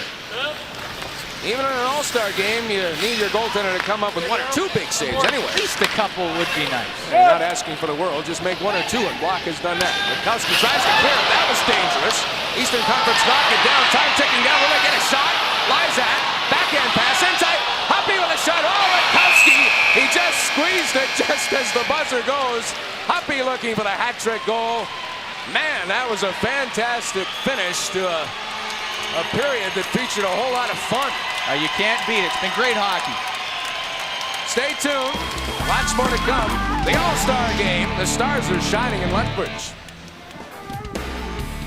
Welcome back to the WHL All-Star Game from Lethbridge. Well, lots of goals in that second period. The West leading the East 8-6, and the action furious near the end of the second period as the East almost makes it an 8-7 game. We are now in the East dressing room, and we're going to go around here a little bit, talk to some of the guys playing in the game. Kyle Calder, we're going to start with you. A little bit different for you. Here you are, you're playing for Team East, but you're playing for the Kamloops Blazers, playing against some of your teammates now. Yeah, it's a little different, but hey, I'm just out here for fun right now and having a good time. Your coach, Mark Habscheid, said, okay, this is the way we want to do it. If you're going to go against Kyle, just nudge him, don't hit him. Yeah, that's right. I guess he's trying to protect me, I guess. You guys got a chance? It's 8-6 right now. Do you think you can come back? Oh, yeah, we got it in the room here. Everyone's got a couple goals, I think. Yeah. What about playing at the World Junior? Quite an experience for you. It's been quite a year for you, hasn't it? Yeah, it's been a good year so far, and, you know, a ring on the finger would be even better. Yeah, a nice sweater collection, too, as we were talking about. Here we go, Curtis Huppy. Almost scored there at the end of the period. Almost got the hat trick. Boy, that was awful close. Yeah, it was. Brett threw it across there. Shot, and I think it was laying right behind him there, so it was pretty close. Hey, what's it like to play in front of the hometown fans? It must be a big thrill for you, I would think. Yeah, it's really exciting. Me and Luke we're getting good responses, so it's a lot of fun. Okay, we're going to go to Brady Block right now. He's had a great game. He came in to replace Alexander Fomichev. What's it like, Brady? I mean, here you are. You didn't even know you were going to be playing in the All-Star game, and here you go. Yeah, it's intense out there. You know, it's nice being in front of the hometown crowd. You know, hopefully we can pull this one out and win some watches. Well, we're saying like every save that you're making, it's like you're in the Memorial Cup. These guys are right behind you. It's great. Oh yeah, the hometown crowd's behind us all the way. You know, whenever Luke, Curtis, or I touch a puck, you know, they give it to us, so it's nice. You tell me, do you got a chance? You guys going to come back? Oh, for sure we are. Okay, let's talk to Luke Thurett, also from Lethbridge Hurricanes. How's it feel out there? The hometown fans are certainly behind you guys. Oh, definitely. I mean, it's nice to be playing in front of the hometown crowd. They're loving this, and we're loving it as well. Okay, let's now go over this way here. We're going to go to Brad Stewart of the Calgary Hitmen. Are you used to that, Brad Stewart of the Calgary Hitmen, yet? Yeah, I'm getting used to it. What do you think of the trade? I mean, obviously these things happen, but what do you think? Now you got a chance maybe to go for the whole thing, go for the Memorial Cup. Yeah, it's pretty exciting, you know, be on a contender, and you know, we got some work ahead of us, but you know, we're definitely looking towards Memorial Cup. Okay, and here's a story about Brad Stewart. Last night he wins the hardest shot competition, breaks his stick on the first shot. Second shot he uses the broken stick, and he got what, 92 miles an hour, I think it was. Yeah, 92.5 as a matter of fact. And that's it from Team East dressing room. Now let's go to a break.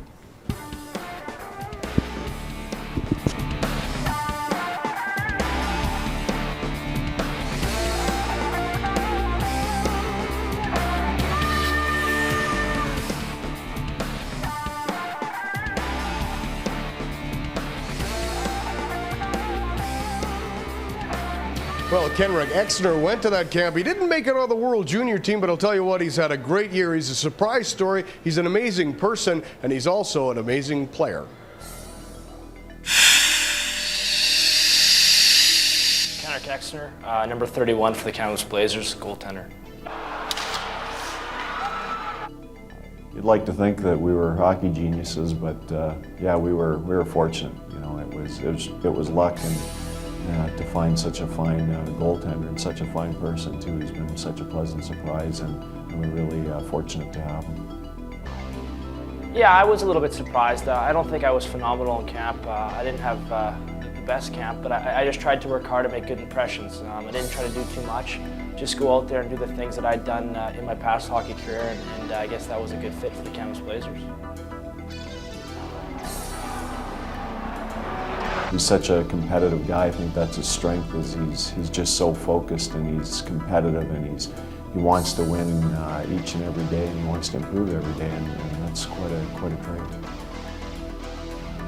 26 games was remarkable, and it was just a great confidence boost to myself, and it helped me carry on even into the World Juniors, and now it's just a great feeling to win that many games, and even when you lose a game, you realize how much you hate losing and how much you want that winning feeling back. The initials JPE stand for my father. The other initials ADO stand for my grandfather. And the big reason behind those is they're just the two big motivating factors of why I'm proud to play and two people I play for. My father battled leukemia, and he's still battling it to this day, and he's always been a motivating factor. I mean, he's pushed me when I was little, and he was always the supporting role in my life, and now I'm trying to give him something back. Outcome of the All-Star game. Well, you always got to go with our division. I mean, the West guys have got to come out on top, and I'm going to go with a 5-2 score. Our second period stats brought to you by Jofa, the official protective equipment of the NHL. More NHL players trust Jofa over any other brand, and it was kind of a boring second period, Cam Moon. Only 9 goals. They got to learn to start putting the puck on net. That's been the problem. Just roll that thing, guys. I mean, we're not going to get specific. We'll be here all night long. But you see AJ Baines, he got a goal. That's nice to see. His first All-Star game as a 20-year-old. And, yeah, there were 3 more goals. And Curtis Huppy, he's been a big story with his second for the hometown Hurricanes. Well, Huppy's having a great game for the Eastern Conference. Plays for the Lethbridge Hurricanes here. Look at the odd man rushes. There have been lots of odd man rushes. 15-11 in favor of the West. Well, it's a goaltender's nightmare, but it's really been a dream for Brady Block, who's come in on behalf of the Eastern Conference and really given his team really a chance to get back in the game. He hasn't given up a goal yet, if you can believe that. He's been great. No, Brady Block, he just found out he was going to play probably this morning. Jeff Blair was injured last night, not playing in the game, and Block has got his opportunity, and he's really running with it right now. Yeah, Curtis Huppy, a pair of goals for the hometown fans, and Brady Block playing some great hockey and goal. The third period still to come. We'll sit back and take a deep breath. We're going to need it for that third period.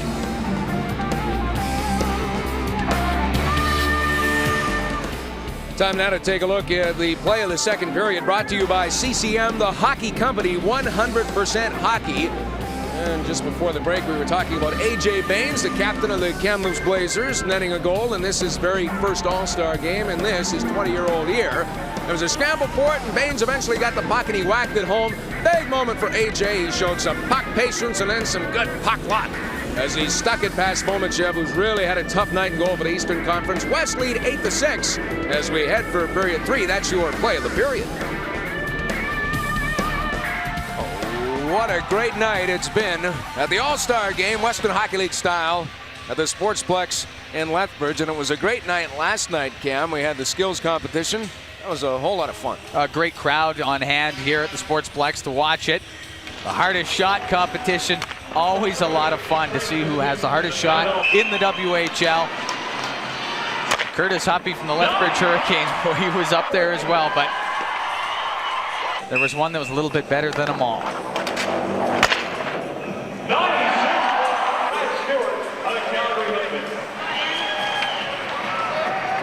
Unbelievable. 96.9, almost 97 miles an hour. It was expected Brad Stewart probably had the hardest shot with the group that is here. Everyone knows, so he lets that one go from the point. It is a good, heavy, hard shot. It's very big. He's a big asset on the power play with that hard shot from the point. Now the Calgary Hitmen, and they've got Stewart and Matt Kinch on that power play with Moran, Brendel, and Beach up there. They get a pretty good power play assembled with the Calgary Hitmen. Well, Stewart finished second in the hardest shot competition at the All-Star game last year in Regina. He went one better this year. And the Western Conference, they won the skills competition last night. They won it last year. They won the All-Star game last year. They won it 2 years ago. So they've got the 2-game winning streak, trying to make it 3 in a row. As they head into this third period now, leading the Eastern Conference 8-6. Western Conference in the dark jerseys. They go to the attack. They haven't been able to beat Brady Blount, the 17-year-old goaltender from the Lethbridge Hurricanes, who came in halfway through the game. So that's their mission. Eastern Conference, their mission is very simple. They need a pair of goals to tie this thing up. Longest we've gone without a goal in this game, 8 minutes and 36 seconds. What a memorable 8 minutes and 36 seconds it was, though. Eastern Conference doing some cycling down low. Right across the crease. They threw it right in front of Witkowski and out the other side. Chad Hintz is on it, of the Moose Jaw Warriors. Slips it toward it. McCarthy down low.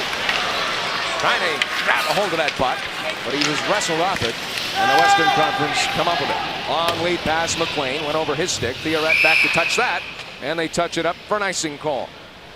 Well, at the All-Star Skills competition last night, a little different twist. They had the coaches involved with some accuracy shooting.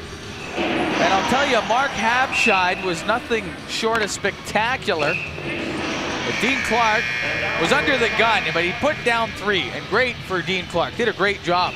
But that was after Mark Habscheid put on a little seminar on how to shoot the puck. Unbelievable. He took 6 shots, and he hit 4 targets. We'll get him a jersey.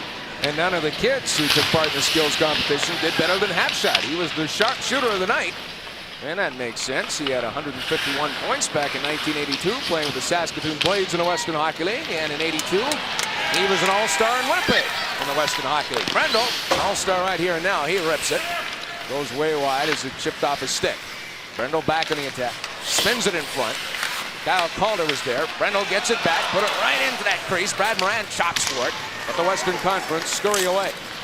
Pass ahead for Tyler Boughton. Crossing the line. Blair Betts, his Prince George Cougar teammate, trying to read what he was going to do.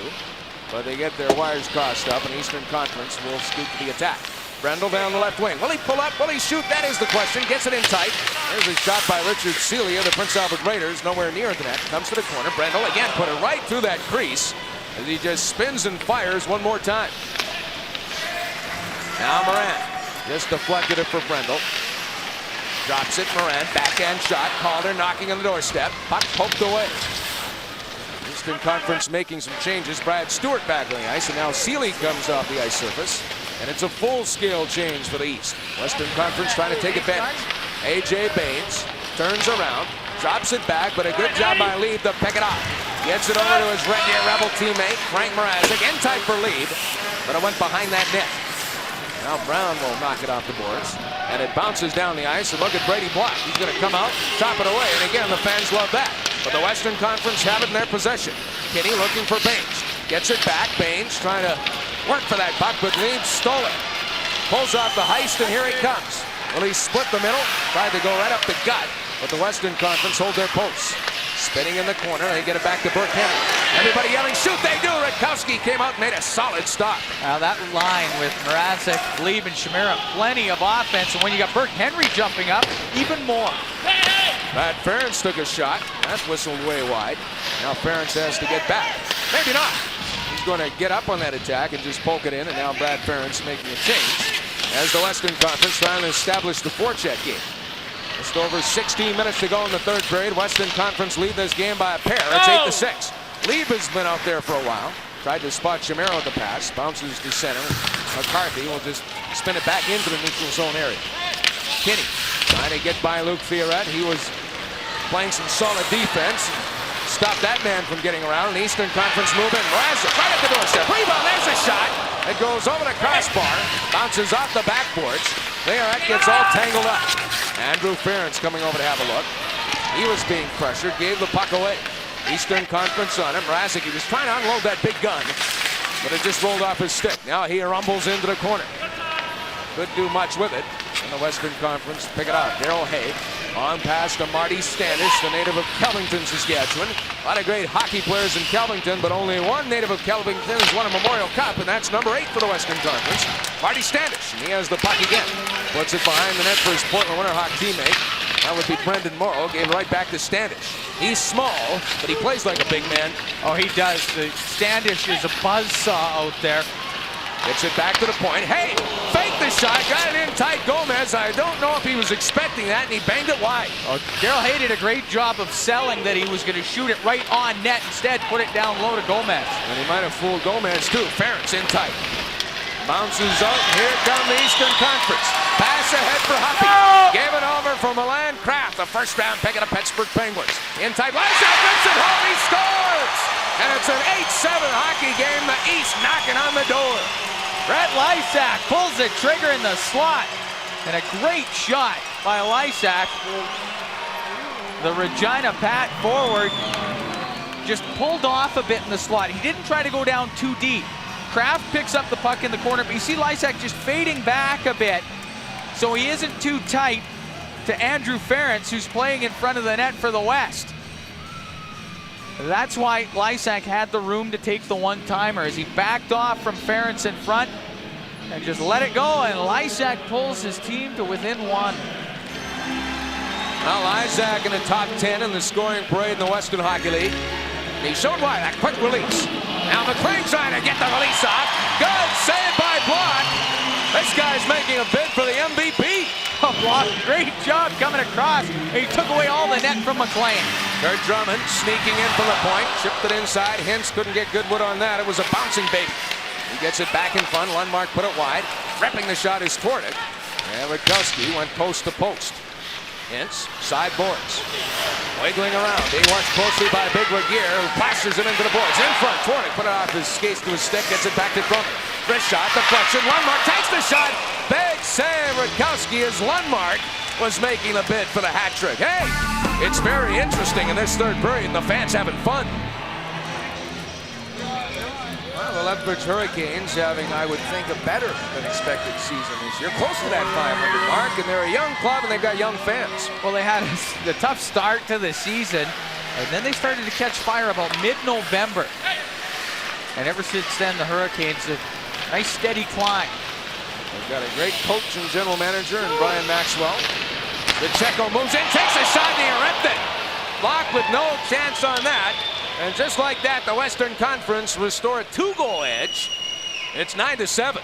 Well, Brett DeCecco from the Seattle Thunderbirds has great finish. He has great finish because he can shoot the puck very well. DeCecco just lets it go. High to the glove on Brady Block. He had lots of room to get that shot away. Not a lot of pressure on him. And you give a player like Brett DeCecco that kind of room and time, he's going to score. 38 goals, 21 assists for 59 points so far in the Western Hockey League. His third year in Seattle. 18-year-old from Sherwood Park finishes off there. And that's the first time the Western Conference has got the Brady Block in this game. Took a while, but eventually, with all those guns, you knew it had to happen. The West leading right now in hits, 7-3 against the East. 10 hits total, Mike. DeCecco from Baines at 6-16. And it's 9-7 for the West, but here come the East back the other way. Lundmark, again, with an opportunity to get the hat-trick goal. But Rakowski is laying down on the job, but sometimes that's a good thing. Hintz ahead to Tort, to Lundmark. He's skating hard now. Jamie Lundmark and the Moose Jaw Warriors. 91 points last year playing in the Alberta Junior Hockey League with the St. Albert Saints. He was thinking about going to the University of Michigan on a scholarship, but then decided at the last second to go to the Western Hockey League. He's number 17. He's right in front of that net, but the Western Conference working back the other way. Gomez, very crafty, gets it to Brown. Moving in, Brown to Gomez. He was looking for Gomez all the way, and he should have shot. Well, he was in a prime real estate area there as far as shooting goes, but he had Gomez over to the side.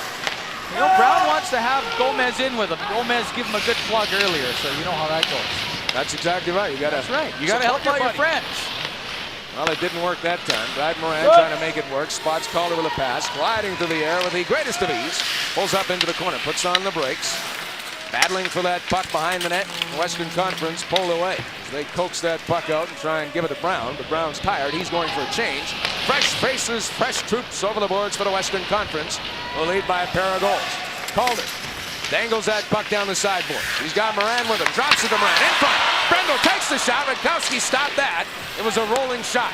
Comes back to Stewart, not wasting any time. He cranks that one. Rutkowski stuck that aside. Eastern Conference with something going here with 11:50 to go in the third. They trail by 2. They've got to hurry. The Western Conference is content to get that puck back into Eastern Conference water. And block out to leave it for Stewart, who clears it around the boards. And the Eastern Conference, they had too many men on the ice, but the referee says, I'm not going to call it. Here's Standish scurrying to the attack. Ahead for Brendan Morrow. A pair of Portland Winterhawks on the drive. Shot right on. Ferentz, another Winterhawk with a shot. And that went wide. Here comes Lee. He has some speed. Speed to burn. Gets it for Brendel. And it skipped over his stick. And now Brendel scoots to the bench for a change. He was out there for a while.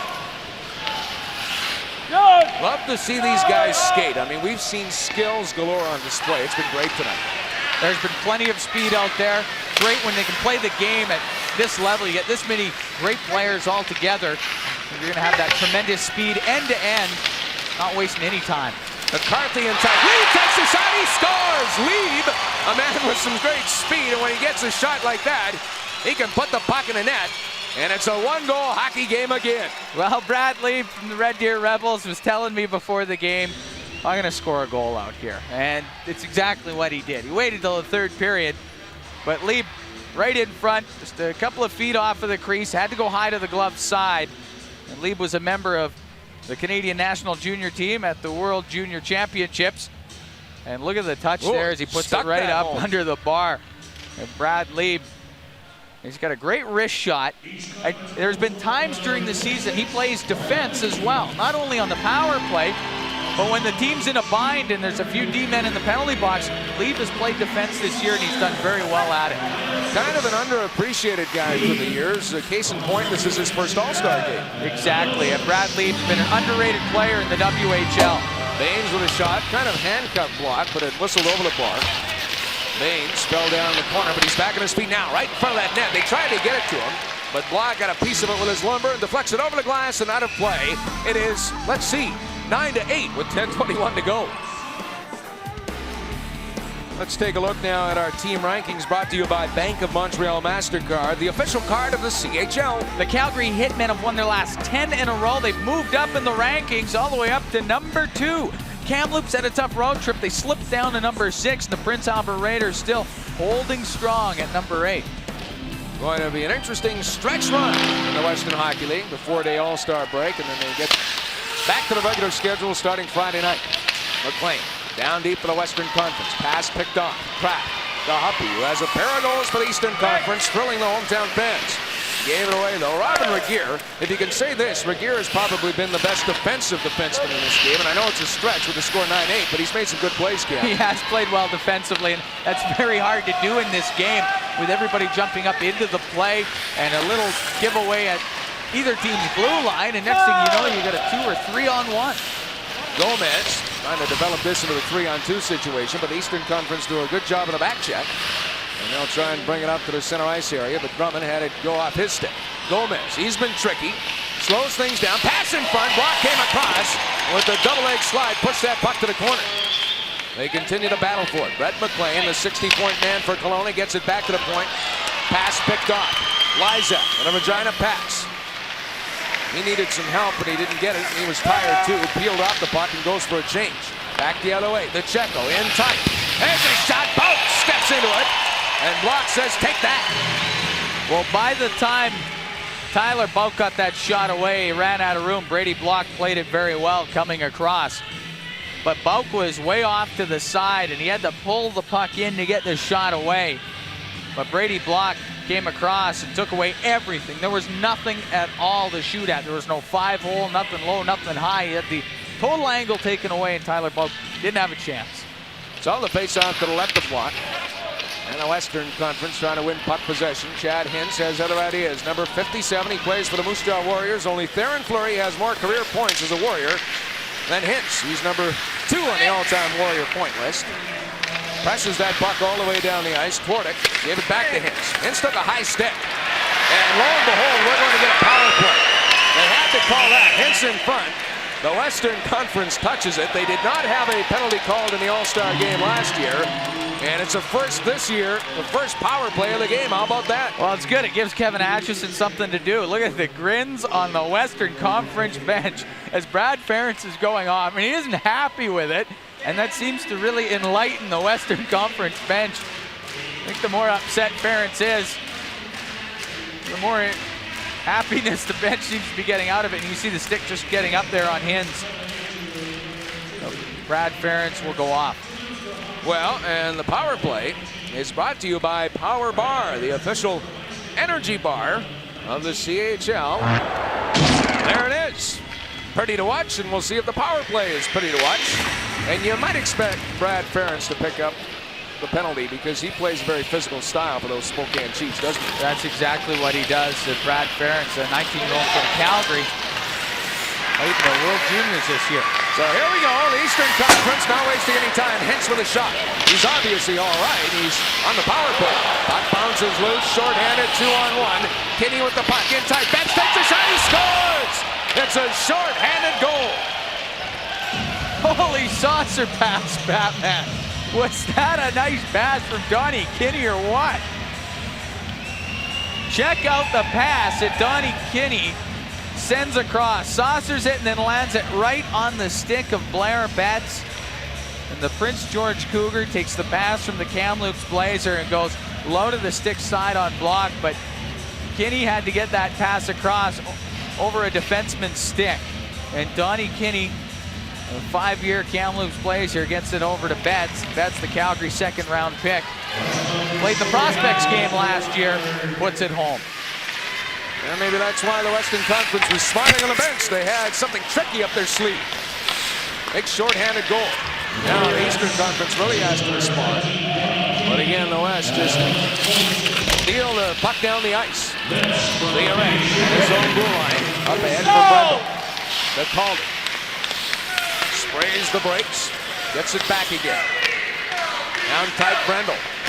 The artillery is out there for the Eastern Conference, and I'm talking about the heavy artillery. But the Western Conference doing a good job. They throw it in front there for Morrow. He dove for the puck, but he couldn't catch up with it. Here comes Moran back the other way, went off his stick. Eastern Conference making a few changes as the play goes on, and now the West just bounces it back down the ice. Well, it seems any time the puck gets turned over at any blue line, it results in either a breakaway or a 2-on-1. Now, these teams really making each other pay for it anytime they give the puck away. Whistle down at the line, 31 seconds in attack time on that Eastern Conference power play. It's been going nowhere fast. Welcome back to Lethbridge, 10-8 for the West. Blair Betts here. Blair, tell us about that shorthanded goal. It's a big one for you guys. Oh, yeah, definitely. Kinney made a great pass, and, you know, I was thinking about going upstairs, but, you know, I saw a 5-hole open, so I decided to tuck her home there. All right, big goal, 10-8. Let's go back to Mike and Pam. Thanks, Glenn. Big goal is right. The East poised and ready to strike with a power play, but the West not cooperating. And Eastern Conference still with, well, just over 20 seconds to work this power play, and so far it hasn't been working. Drummond back on the line. Swifter and Bronco does a great job working the Bronco power play with Lawrence Nicolak. Down low, Chimera trying to jam it home. But again, the Western Conference throw it down the ice. Oh, it's been tough to set up anything here on the power play. You don't have a unit that plays together on the power play, so it's a bit of a free-for-all out there for these players. And Brad Ferentz up on his feet and now out of the box. So the Eastern Conference 0 for 1 with the man advantage. I don't know if we're going to have to add much to that stat. Yeah, they didn't call a penalty in the All-Star game last year, and this was the first one in this year's game. Brad Leib has it. Head for Richard Seeley. He's not shy about rushing that puck. But he was stood up well at the line. Pacheco has it in his possession. Turns. Leads the attack. Gives it to Brown. Definitely whistled down offside, and it was a shrill whistle at that. We're close to the action here at the Sportsplex. That's right. Brad Leib has been in the action for the Eastern Conference. The Red Deer Rebels captain, a 19-year-old from Red Deer. He's played for his hometown team here for 4 seasons. And has 44 points so far in the season, 18 goals, 26 assists. Of course, he was gone for the World Juniors at Christmas time. And Brad Leib has got great speed, shoots the puck very well. He's got a great wrist shot. And like I was saying before, you'll see him on the power play, playing on the point. but you also see him playing defense at times. And there was a time earlier in the season where the Rebels had some injuries on defense, and Lee played back on the blue line, did a great job. Upbeat cross-ice pass, Brad Stewart sneaking up from his point position, but he fell down. And the Western Conference, I don't think they're going to fall into a trap, but let's just say this, with that 2-goal edge, with 5:48 to go in the third period, maybe they'll play some defense? Maybe in the last minute, I'm thinking. Yeah, maybe it's too soon yet. They still want to pad their stats. Eastern Conference trying to get back into it. Crab with a shot in the run. Got the rebound back. Sets up shot behind the net. Centering pass in front. Lysak took a whack at that, but the Western Conference come up with it. They spot McLean. He was trying to float in behind the defense, but it was knocked away. Goes into the corner. Gomez, he's been all over the ice in this All-Star game tonight. Pass through the air to McLean. That was pretty. That was a saucer pass and a half. It went way up into the air. Gomez has it back again. Trying to push that puck back to the point, but the Eastern Conference pick it up. Here's Huppy. Every time big number 25 has that puck on his blade, everybody yells. Huppy pulls up, takes the slap shot, and hit a pair of shin pads and rolls into the corner. Dylan Kraft tried to hit Lysak with the pass. He couldn't handle that hot potato when it comes back to the Eastern Conference blue line. McLean almost picked it off. It rolls to St. Croix. 4:48 to go in this third period. And the Western Conference, who had puck possession, have a 2-goal edge. Gomez still out there, centering pass. Hintz spins back the other way. Chad Hintz flies to the air down the left side. Snow flying everywhere as he jams on the brakes. Got it to the front of the net. McCarthy was sneaking down for the blue line. But the Western Conference just spins that puck down the ice. And here they come. Moving in for the kill. That was DeCecco, but blocked with a nice poke check, and he got that loose puck too. Brady Block continues to wow, and now DeCecco knows about it. Well, do you have about an hour? It's time for our game story, and what a story it's been. It's brought to you by Coho, makers of the 2280 skate designed with Coho's unique ankle fit system in mind. Well, it's been a good night for plenty of players. Gary and DeCecco for the West, Lundmark and Huppy with a couple of goals each. And the teams have combined for 34 odd man rushes. So the excitement level's been extremely high in this game. And here's another chance for the West. Brett DeCecco coming in on Brady Block in a picture-perfect poke check as DeCecco was looking to get it to the front of the net, but Block just took away the lane. Spins, fires, another shot, and Block was there again. Wanted to ask you this. So many times when we see a goaltender make the poke check, everybody says a Johnny Bauer-style poke check. Let's get a little modern now. Which NHL goaltender right now has the best poke check? There's got to be a few of them. Dominic Hasek's not afraid of the poke check, and he does a pretty good job with it. I like what he does. How about a Dominic Hasek style of poke check? Is that a little more modern for you? A Johnny Bauer style poke check is still easier to say. A little snappier, so maybe we'll stay with that. Okay, we'll stay with Johnny Bauer if you want that. Can't go wrong with Johnny Bauer. Hintz up to Lundmark. Long cross-ice pass. Here come the Eastern Conference. Rolling behind the net, McCarthy. He got cranked into the backboards. And it rolls into the corner. Everybody up now for the Eastern Conference. Under 4 minutes to go in the third period. They trail by 2. Western Conference back the other way. Betts floating the pass in front. It's lying there. And the Eastern Conference pick it up. Luke Theoret trying to slow things down a little bit. Getting it over for his defensive partner, McCarthy, who was sneaking in. McCarthy trying to pry that puck loose. He does. In tight. Lundmark is there. There's a backhand shot. And Witkowski just picked that out of the air.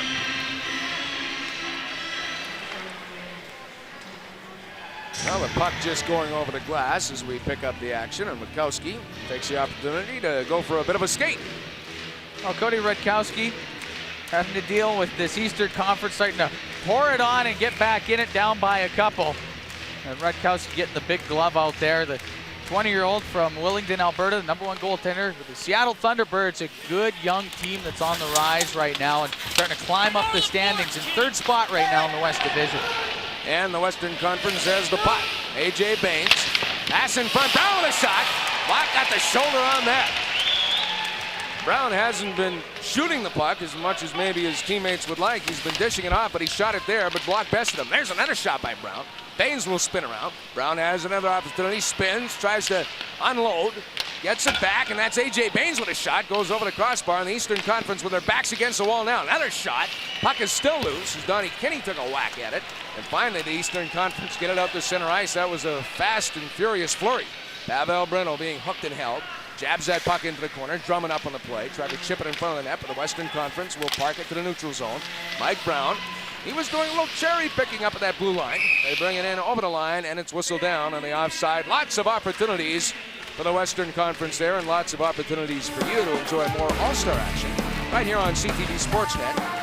And also some CHL Sunday night action, too, because we have the OHL and Quebec League All-Star games coming up for you. And this is a regular season game that we like to tell you about. CHL Sunday night, Shawinigan, number 13, Moncton, number 8. That's a great matchup. That's a perfect matchup. Nothing better than Sunday night CHL hockey. Kick back, relax, put your feet up, pop some corn, and watch some great hockey. It's been a good year so far. It has been. Lots of fun. First year for the CHL on CTV Sportsnet. Well, we hope you've enjoyed it. I know we've had some fun bringing it to you, that's for sure. We've had a lot of fun with the All-Star game. Bradley, he's got some speed. Goes around his man.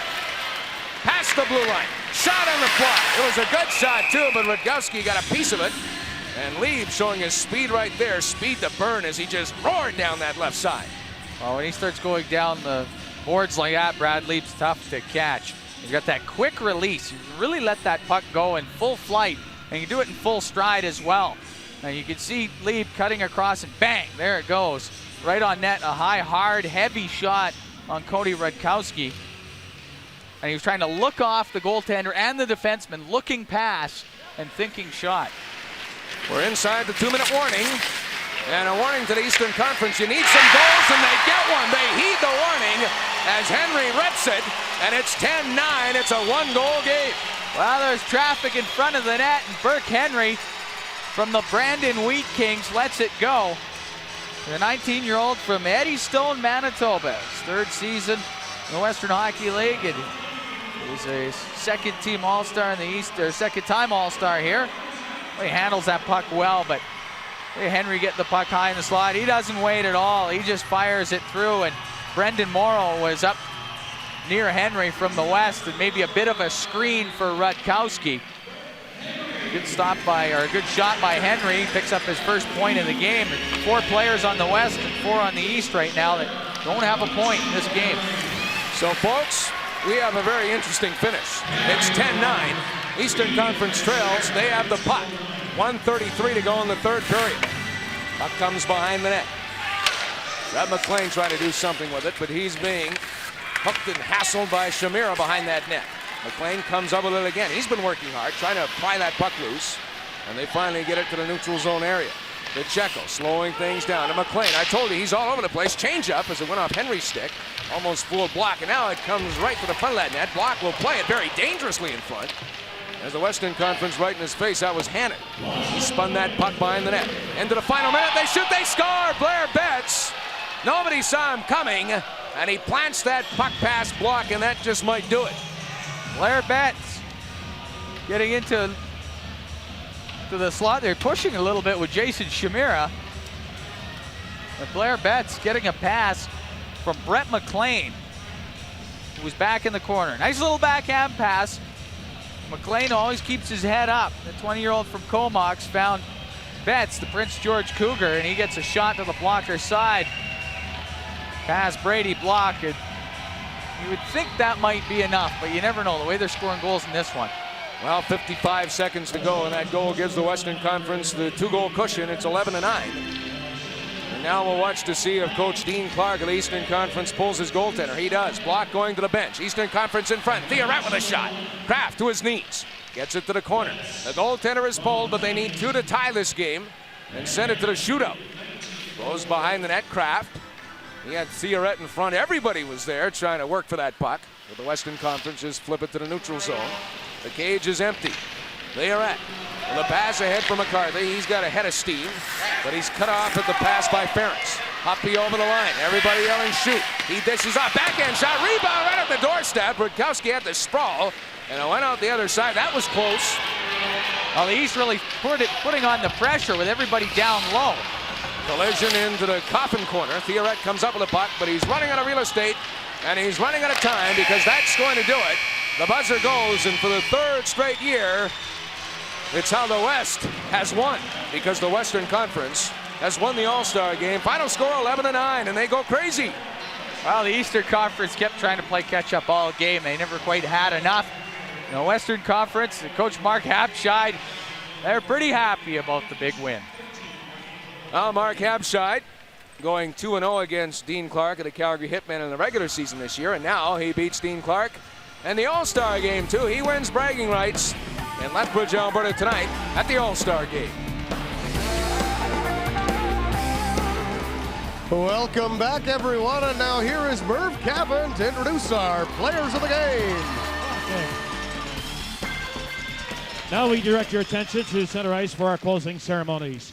In our official party from the city of Lethbridge, Alderman and Deputy Mayor Ryan Parker, Bill Seeley, Area Sales Manager, Air BC, Tori Weber, Manager of Totem Building Supplies, Dallas Hardy, Owner-Operator of the Scenic Square Garden Market IGA, the Chairman of the 1999 TELUS Western Hockey League All-Star Classic, Ron Hammerback. From TELUS, Dean Newell, Director Customer Services, Provincial. And from the Lethbridge Lodge, Front Desk Manager, Carrie Turner.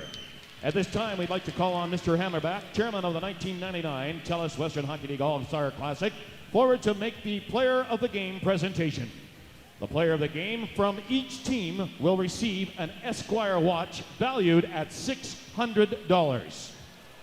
First, as selected by the media, the Player of the Game for the East Conference, representing your Lethbridge Hurricanes, number 25, Curtis Huppy.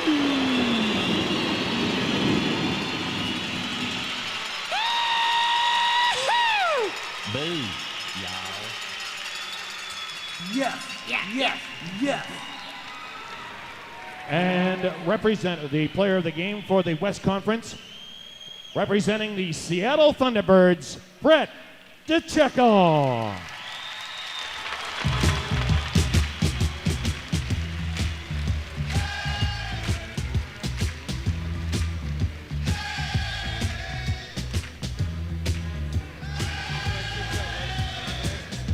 Next, we will ask Mr. Hammerback to present to the winning coach a certificate for a Superior Propane barbecue, courtesy Superior Propane. Was Mr. Mark Habscheid come forward? Okay, and we will be back to interview the player of the game right after this.